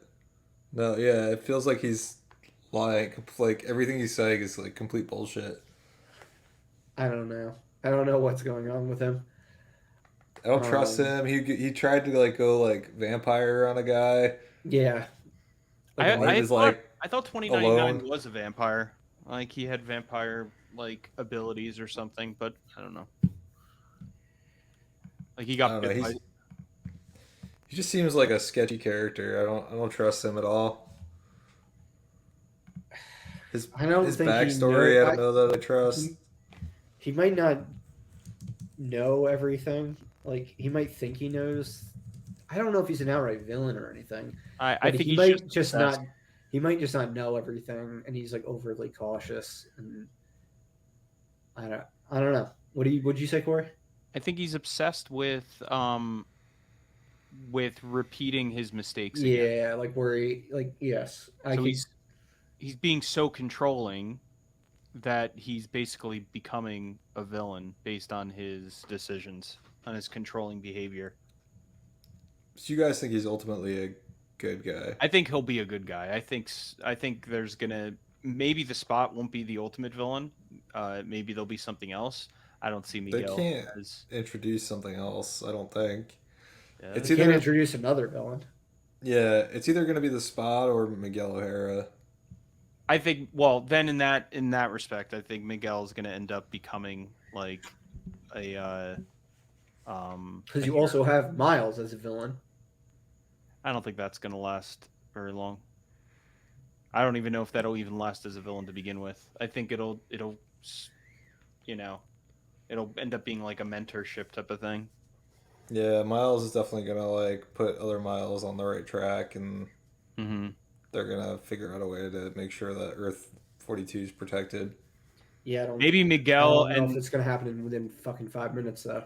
Yeah, maybe Miguel and Miles end up joining forces to defeat Spot.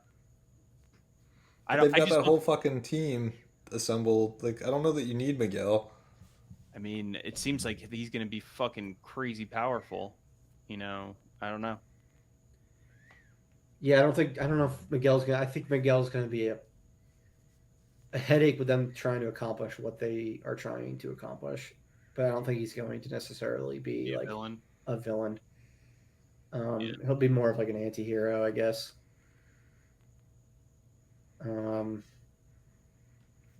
Do you see them? Yeah, it seems like he's sort of just making up things. Yeah. Based on the little experience, or based on the experience that he's seen. Do you see them going into, like, legit going into the real world of like any of these universes, like movie universes? In the articles I sent Doug today, they had plans for more live action stuff. Yeah. So I wonder if they do something like that, like Tom Holland, bring. But they said they storyboarded full scenes, and they were like, "This is goofy." They didn't like how they turned out. I mean, they very well could change by. Let's say the next one doesn't come out for another 4 years. Plans can change.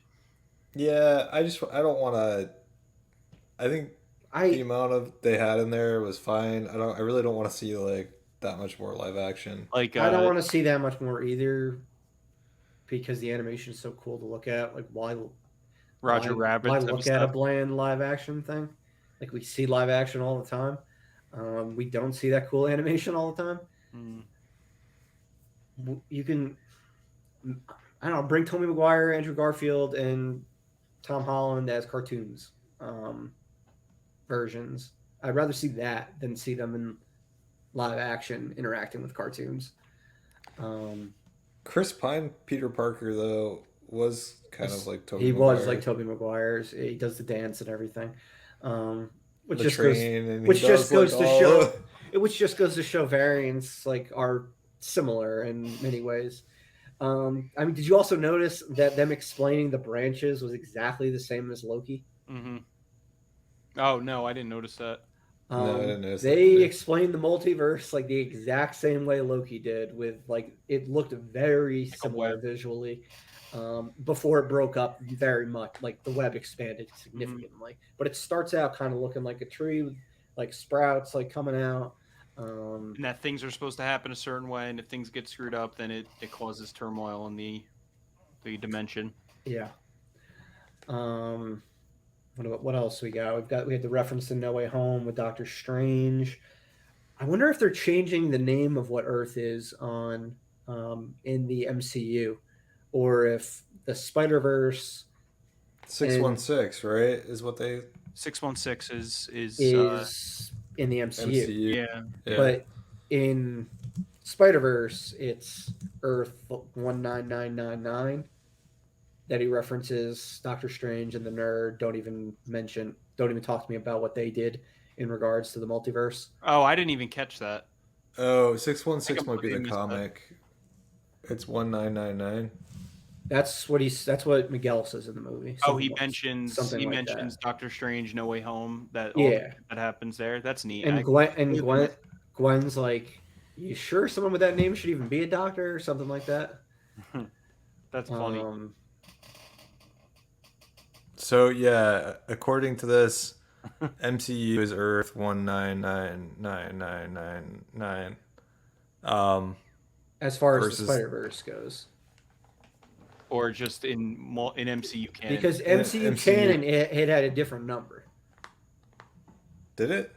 Yes. So then it was Earth 616, probably. I don't know. It's probably it's both. It's probably but I guess Spider-Verses have different numbers than the Marvel universe as a whole. I guess we can say. Sure. Or maybe Kevin Feige goes, you know what? Spider-Verse is so damn cool. We're just going to change our number. It is, yeah. Earth 616 is the MCU universe, and 838 is the alternate Christine Palmer's universe, like the one with Krasinski. Yeah. This says, according to the official handbook of the Marvel Universe from 2008, the MCU takes place on Earth 1999999. But the creative team at Marvel Studios still wants to keep the Earth 616 moniker for themselves. So, okay. So it's fucking confusing. All right. So either way, it's the same thing. Yeah. So No Way Home was clearly referenced in that capacity. It's just Sony versus Disney, as you know, in that respect. Or Feige versus Disney. I don't even know. Or Feige versus Sony. But there's definitely a conflict. They use like both Earth numbers, so. Yeah, Feige's probably just super pissed that Sony's making these fucking killer Spider-Man movies. Yeah, he has nothing to do with them. The best Spider-Man movies have all been from Sony. Yep. And now he's dealing with the shit sandwich that is MCU right now. Yeah, for Guardians. Don't envy him. Yeah, who would have thought Sony would be like doing well right after Marvel Marvel had a pretty decent hit with Guardians. Yeah, they did. Murph made a great point a couple weeks ago where he was like, Disney just has to just blank check. Like, put up or shut up with Sony. Remember when you said that? Like, just... Oh, yeah, if I was Bob Iger, what would my acquisition be this time? Yeah. It's figuring out Hulu and buying Spider-Man.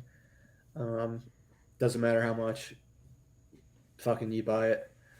As long as the only other thing Across the Spider-Verse comes out. Yeah, well, of course that would have to come out on like as intended. I'd be so pissed if they got Disney-fied. The only thing they don't have full rights to is Hulk and Namor. They can only use them in other movies. Which I think Hulk apparently they're still pursuing. Yeah, there's rumors Hulk and Namor are both being pursued. Are they both Universal? Yeah. Okay. Yeah. But they can be used in other properties. They just can't be used in their own solo ventures. Unless Universal would have to be the distributor, and they'd get the majority of the money. Yeah. But Spider-Man's the big one because Sony's got full control of it, and they hold the cards. Sony's proven they don't need the MCU. Oh yeah, 100%. At this point, they can get talent that can come up with just as good Spider-Man stuff, and they can make better. Their own. I mean, yeah, arguably. yes, not even arguably, but they've made better stuff. and they can make better live action stuff too. Mm-hmm. And they can probably make another round of live action films that would be better than the Tom Holland Spider-Man MCU films. I mean, the biggest issue for me in the Tom Holland Spider-Man movies is how integrated and connected they have to be to the MCU. Yeah, 100%. The fact that he's an Iron Boy is annoying as hell. Yeah, I'm glad that hopefully that seems like it's going away now after No Way Home. Yeah, exactly. This next trilogy should be more earthbound and more neighborhood. Regular spider suit, yeah. I mean, any other crazy shit can be saved with Spider-Verse. Across the Spider-Verse, I was just trying to think if there's. I mean, I really like the idea of the spider coming from another universe. I thought that was clever. I mean, I thought that tied into the first movie really well, because it does glitch through. They zoom in on it glitching a couple of times to make it pretty clear. It's got a 42 on it that it's from another universe. The fact that Miles getting that spider ultimately led to Chris Pine, Peter Parker dying when he wasn't supposed to was pretty dark. If you believe it. If it's true. Because that ain't fucking canon anywhere else. Mm-mm. There's a Spider-Man video game series that has Miles Morales and Peter Parker both as Spider-Man that they reference in the movie. Yeah, but if that Miles wasn't supposed to become Peter Parker, or if that Miles wasn't supposed to become Spider-Man, then that could have thrown off the trajectory for Chris Pine, Peter Parker, since all the Peter Parkers are different. So you're saying that you think a universe can have multiple Spider-Men? It's just... Yeah. Okay. It's just it wasn't supposed to be... All right, I think Miguel was lying with that. Maybe, but if you watch the first one, like... Peter would have deactivated the collider. Mm-hmm. It's the detour that he goes on to save Miles that like distracts him. So I mean, it is plausible that Miles' existence as a Spider-Man is what like threw everything off for Peter and got him killed. They 100% had the broad strokes of these sequels in the first one, or they wouldn't have had a lengthy finish. Like end credit scene with Oscar Isaac, as Miguel. Like they obviously didn't realize that they wanted to age Miles up though, because when Gwen comes through, she also has a different line when she first comes. Does she? Yeah. I noticed. I was like, oh yeah, they made him like, because he's like the same, and he's animated. Exactly it seems like it's like a day later, like instead of. Like a year over a year later. Yeah. So they obviously didn't have that in mind, but they had enough of it, I guess. They knew Gwen was going to somehow find a way to reach out to Miles, and they probably just had to fill stuff in.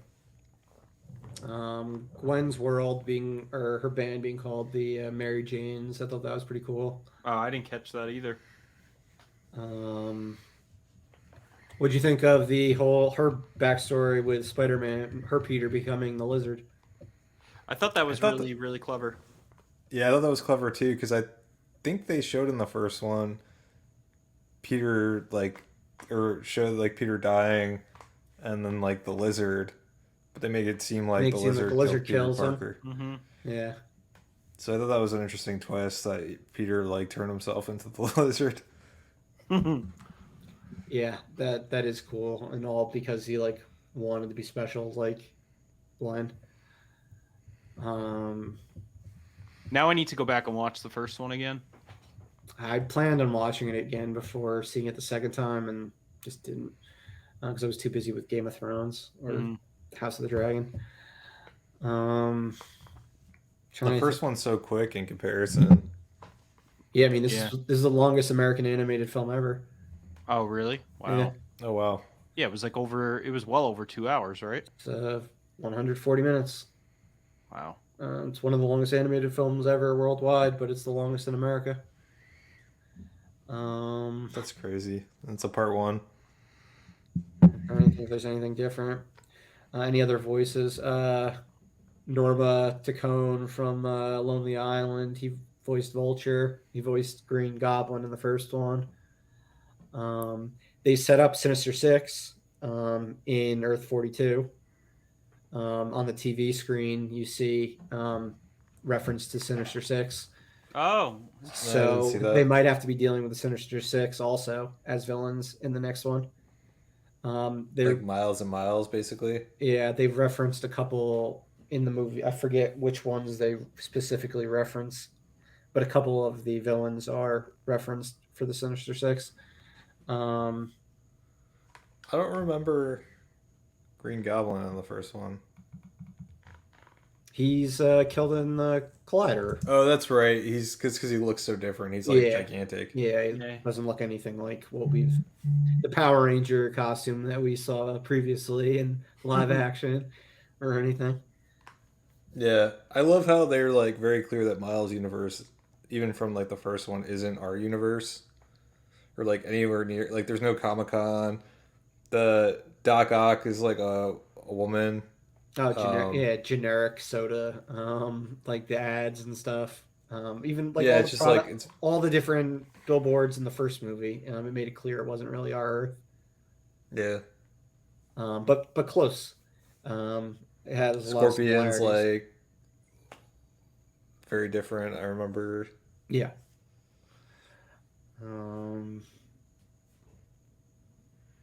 Trying to think. That's a good catch on the Sinister Six. That'll be interesting. It's crazy how many like Easter eggs were in that movie. I mean, I only saw it once, and there was like so many things that I haven't caught. And there's probably a lot more too. You notice Zoe Kravitz didn't voice MJ in this one.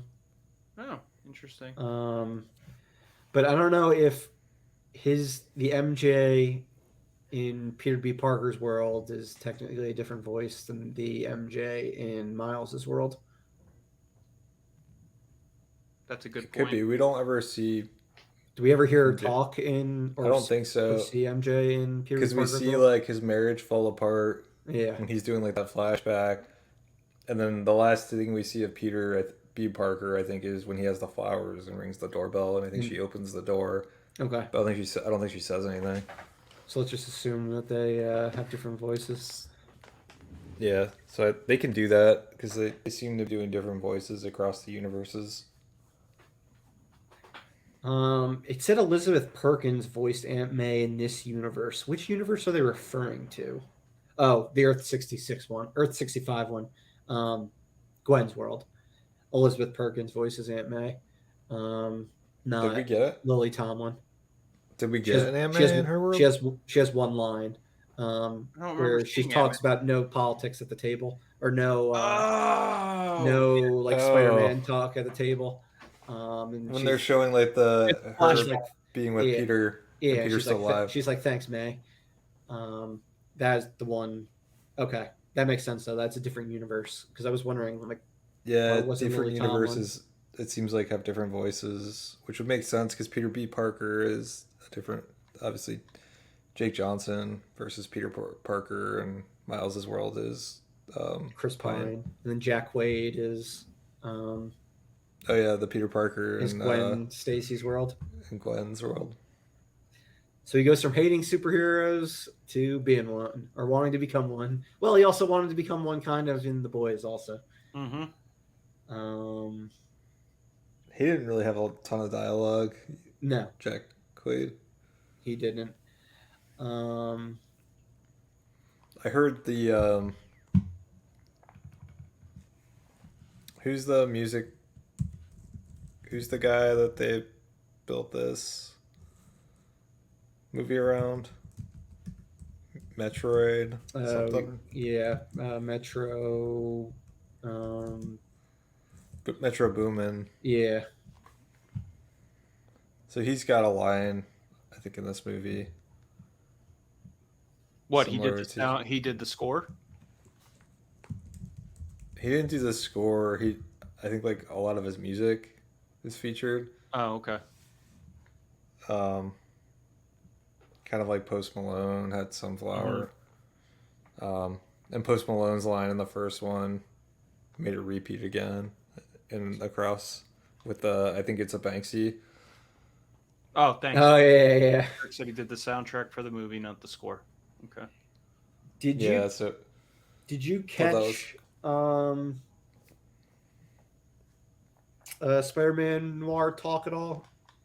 Like in that part where he's hearing all like reflecting on all things that were said to him in the past. Like I heard Mulaney, but I didn't hear Nicolas Cage.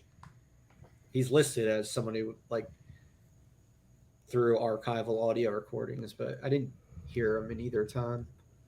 No, I don't remember him saying anything, but he must. I guess he must have. Maybe he says did. it. They also have Catherine Hahn through archival footage, briefly appearing, and they show her in the photo with the Spot. I don't know if you caught that.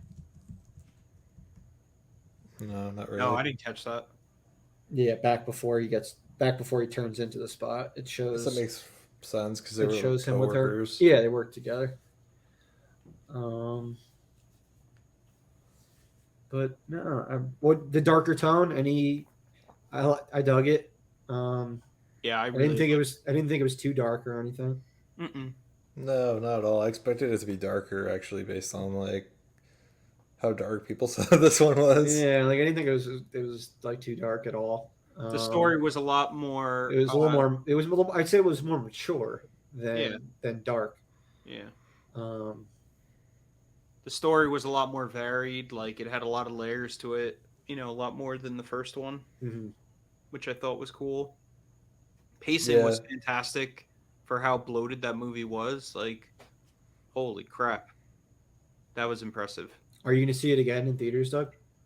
Yeah, I'm going to try to see it on Saturday. How did you see it the first time? You saw it in that XD theater or whatever. GDX. Yeah, it's Dolby. I'm going to have to see it again in Dolby, unfortunately, because I can't see it in IMAX. Gotcha. So yeah, the sound issue I had the first time I did not have the second time. There was maybe one or two lines that I didn't hear when Gwen's doing her big like talk in the beginning while playing the drums really loud that I didn't catch either time. But the first time I saw it, like literally, there's so much dialogue until like the opening credits came that I missed. The opening with Gwen's stuff is like it was definitely lower than the rest, but I could hear it. Gotcha.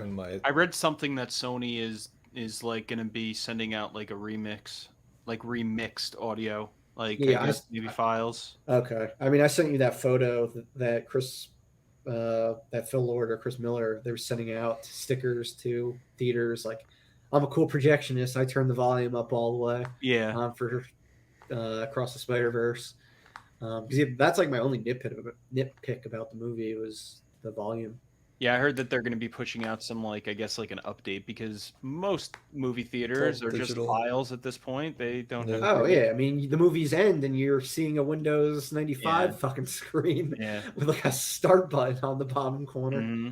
Yeah, so apparently it might have happened already. They might have gotten it out like really possible. fast. Probably wouldn't be hard to just update it. It's like patching a video game essentially. Yeah.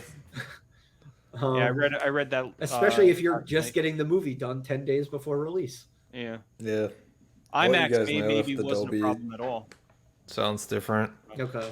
Yeah, because it was definitely better in IMAX than Dolby. My brother was in agreement on that too. And I don't know if Derek said, because he came with us both times, if he agreed or not. But I don't know. Anything you didn't get from the movie or anything that you're hoping that anything you didn't get in this movie that you really hope to get in the final chapter? Anything? I had a question for you before we dive into that. Okay. Did the ending work better for you on second viewing? Like the way that I think I told you, I found myself maybe like 30 minutes before the movie ended. Like I knew that we were like reaching an end point where we weren't gonna see him fight the Spot. And so I found myself just waiting. It worked better the second time knowing. Okay. I found myself just waiting for it to end, and each time like there's somebody having an interaction, I was like, oh, it's gonna end. And then it'd be like shift to something else. Yeah. And then I was like, all right, this is gonna work. And it like we've all said it. It felt like kind of like Lord of the Rings, like so many endings. It works a lot better the second time because like this time I was like, all right, when it's coming. I know when it's coming, and this is what I'm now excited for. These are the scenes I'm excited to see again. I know exactly what to expect, and I'm satisfied with how it ends. It ends very much in an Empire Strikes Back type of way. Mm-hmm. And like many other part twos end. So yeah, for me, the movie worked better on second viewing. Part of me is hoping whenever they make the third one, like whenever it's released, they have time to they spend the time to upgrade the second movie to 3D and release it. I don't think it's likely, but it'd be cool if they did. In the words of Matthew McConaughey. Yeah, I think that would be the thing. That the one thing that I didn't get out of this movie that I would have liked would be 3D. It would have been so sick. I can't even imagine how cool it would have been in 3D. I wouldn't put it past them to release it again in 3D. I mean, there's a big gap between them, and they might need to put a re-release out. Yeah, that's not though a movie that it's not like an Avatar where people like it's known for its 3D. I know it should though. That's the problem. It literally is better than Avatar in 3D. It is. It go like for me, 3D movies. It was Into the Spider-Verse, then the Avatar movies, and then like the comedies that, like Jackass 3D and Harold and Kumar. After that, it's like, yeah, it doesn't really do anything for me. Most of them were just converted anyway. But at that point, and this was the only animated movie. Into the Spider-Verse was the only animated movie that did 3D well. Because of its style. Mm-hmm. Like the Pixar ones that I saw in 3D, or like that they re-released in 3D, they were fine, but like I would never choose to see it in 3D over 2D. But I would absolutely go see Into the Spider-Verse again in 3D versus 2D. But anything else? Anything you didn't get out of this movie that you are hoping you get out of the third one? Or anything that you just hope happens in the third one?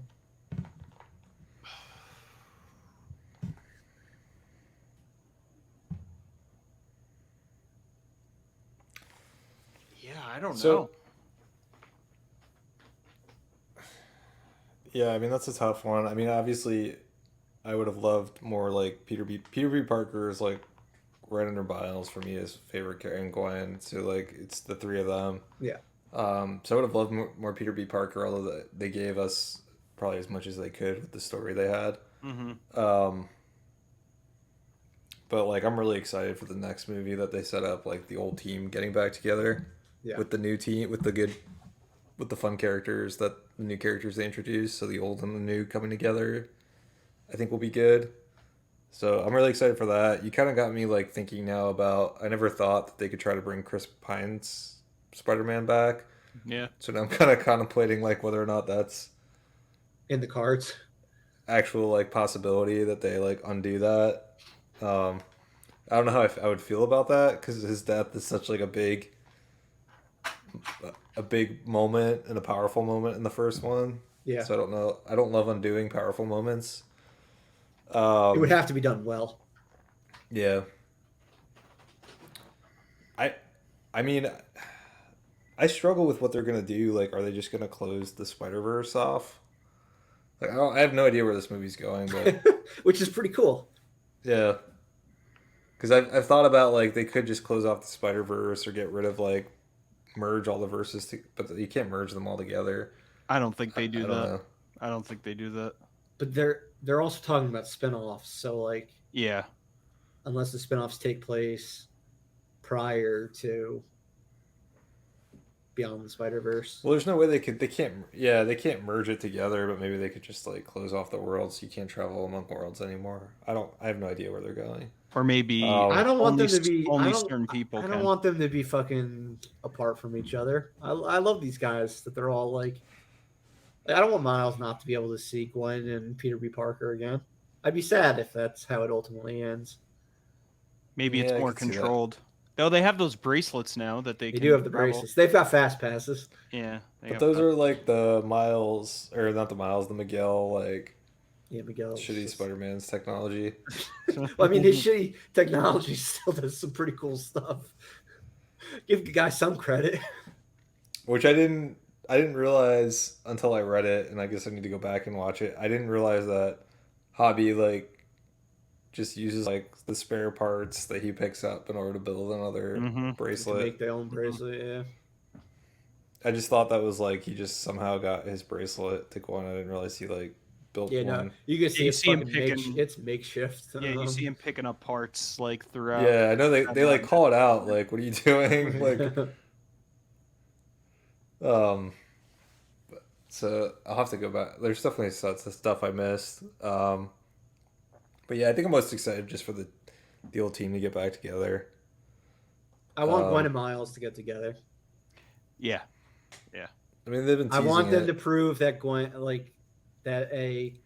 Stacy and Spider-Man can be together without something bad happening. Mm-hmm. Yeah, I think that's ultimately where they have to go with those two characters. I think they've got to fix Earth 42 somehow, so that Earth isn't fucked. A shit show. Yeah. I don't see a world where Jefferson dies and Miles. I think that they're gonna. I mean, that would. The whole point, I think, is Miles you can't kill him twice. You're saying? Well, it's all him, but it's all him. Oh, you're talking about his dad. Sorry. Yeah, Jefferson. I was thinking of Aaron. I don't think they're gonna kill Aaron again. Yeah, I don't think so either. But I think he's gonna ultimately save his dad. Yes, I think he's gonna save his dad too. He already had his loss. He doesn't need to lose another. Yeah.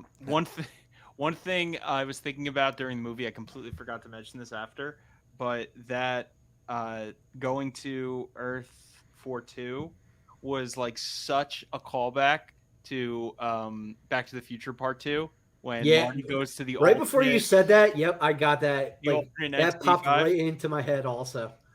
And that was definitely intentional, 100% intentional, because it had that same vibe where it was the same world, but everything was in turmoil or destroyed. But it had the same exact, it had that set pieces. Similar but dystopian type vibe. Once you go outside the building, I was like, oh my god, this is definitely a Lord and Miller callback to Back to the Future. Yeah, that's such a ridiculous. It felt. I know I mentioned Empire Strikes Back, but it felt very Back to the Future Part 2. Very much so. Towards the end too, with the types of surprises you're getting and the cliffhanger you're left on. The cliffhanger was very much like Back to the Future Part 2, except we're not going to see this third movie for a while. I mean, I guess you can say it's a little more Empire Strikes Back because you have Miles in the Han Solo Carbonite type of situation. True. And and then you have everyone else together, on the ship, as the team going to rescue their person. Yeah. But it totally had Back to the Future vibes too, and fucking Lord and Miller, definitely huge Back to the Future nerds. Mm-hmm. Absolutely. Just as they're huge Star Wars nerds. Have you guys been hearing the comparison of the Flash to Back to the Future? Yes, I have. I've been hearing that for the past couple months. Which has me excited. The first time I saw that, I was excited, and the first time I really caught it was in that most recent trailer, where he runs out and has to tackle himself. I'm like, okay, I'm getting Back to the Future vibes, just from that one scene right there. Yeah. Yeah, so as long as things follow Back to the Future, I'm happy. But yeah, I mean, I think the third one's got to do a lot. I'd be surprised if it's not just as long. Yeah, I'm expecting a 2+ hour film, definitely. I don't see it coming out until 2025. At the earliest. We might be lucky at 2025. Yeah. This is going to be like a video game. How it gets pushed back so many times. A Naughty Dog Rockstar type game. I was thinking like Christmas time next year, but now I don't even think that. I think that after hearing what they've been saying, quote, the quote about taking like a breather, yeah, is just like, holy shit, you guys haven't even like started. You haven't done voice work. Like, I don't see a world in which this movie comes out next year, and I'm 100% fine with it. I just want them to make the best movie possible. Mm-hmm.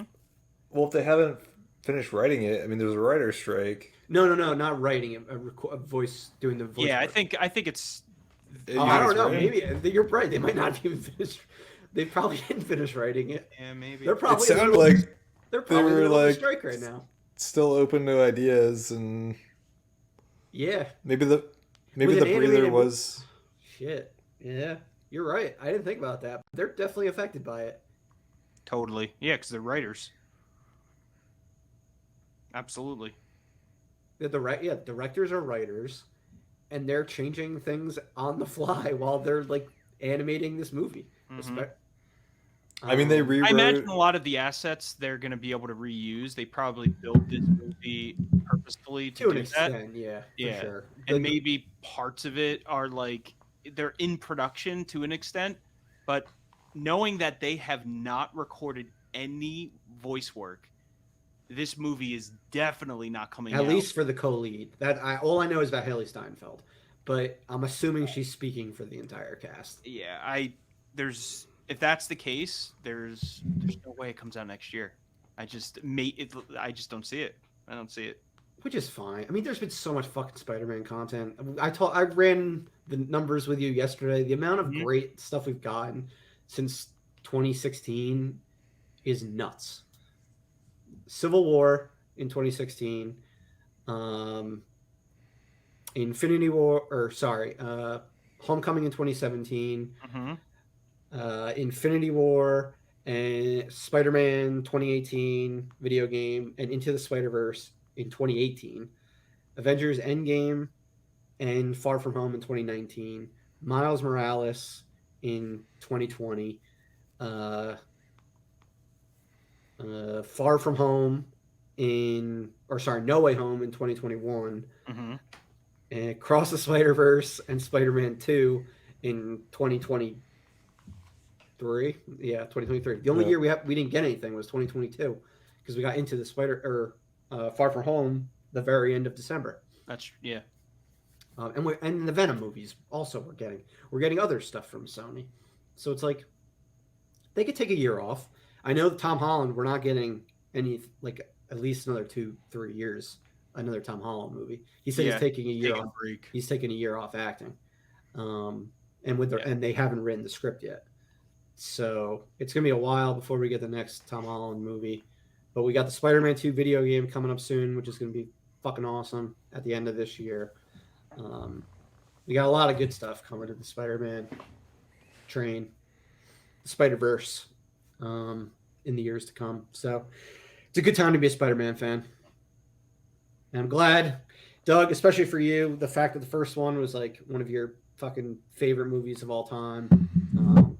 Obviously, we all love it, but you love it by far the most.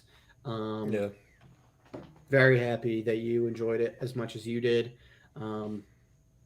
Very happy, Corey, that you and I enjoyed it as much as we did as well.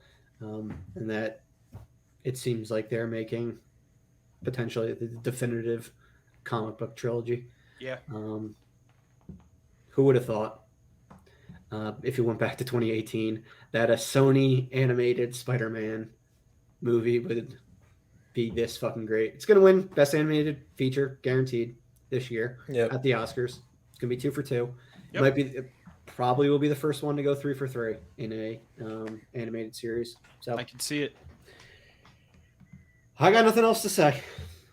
Yeah, I think that's all she wrote for Across the Spider-Verse. So fantastic fucking film. Yes.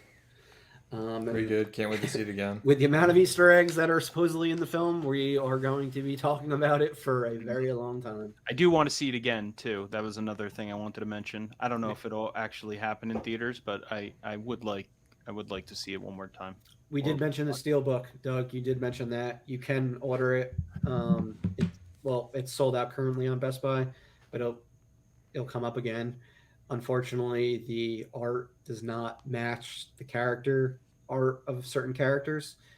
They took video game versions of Spider Punk for the actual version from the film. Very weird. So hopefully they update the art. But oh yeah, I see that. That is weird. And don't order from Walmart because Walmart is not 4K. It is a steelbook, a different steelbook, but it's Blu-ray DVD. I still can't believe that this is out for pre-order, but Guardians 3 is nowhere to be found. Yeah, steelbook. I don't get that either. But yeah, that's it. So man, the art is just so bad. I pulled up the art again. I'm looking at it right now. It's like a different movie that they like, some like shitty knockoff version of Across the Spider-Verse. If you save something, like bookmark it in Best Buy, do they email you when it goes back on sale? I don't know. Probably not. Why would they do that? Why would they do something cool like that? Yeah. But I'll keep an eye out and text you both next time I see it. I have to keep adding to my Marvel steelbook collection. That without a doubt, ridiculous. Without a doubt. All right, but thank you for listening, all. We hope you enjoyed the film as well. Please follow us on Instagram, Facebook, Twitter. Subscribe on Spotify, Apple Podcasts, Amazon, Google, wherever. Our next episode will definitely be Flash focused. We are all seeing the film next weekend. It's opening weekend, and it opens on the birthday of both Corey and Doug. So they are getting a very happy birthday, assuming the movie is awesome. Again, this is one where Doug's been eagerly looking forward to it since he's a massive Flashpoint fan. And I am looking fucking crazy for it because I am a huge Michael Keaton Batman fan, and Corey, you're just looking forward to it for all of the above. Mm-hmm. Yeah, we will definitely be going in depth on that one as well, and we should have tons more to talk about in regards to the box office in our next episode too. Maybe we'll have some more TV shows to talk about. We'll have to see, but as always, this has been Corey, Doug, Murph at Live Breathe Film. We'll see you again next time, film fans. Bye.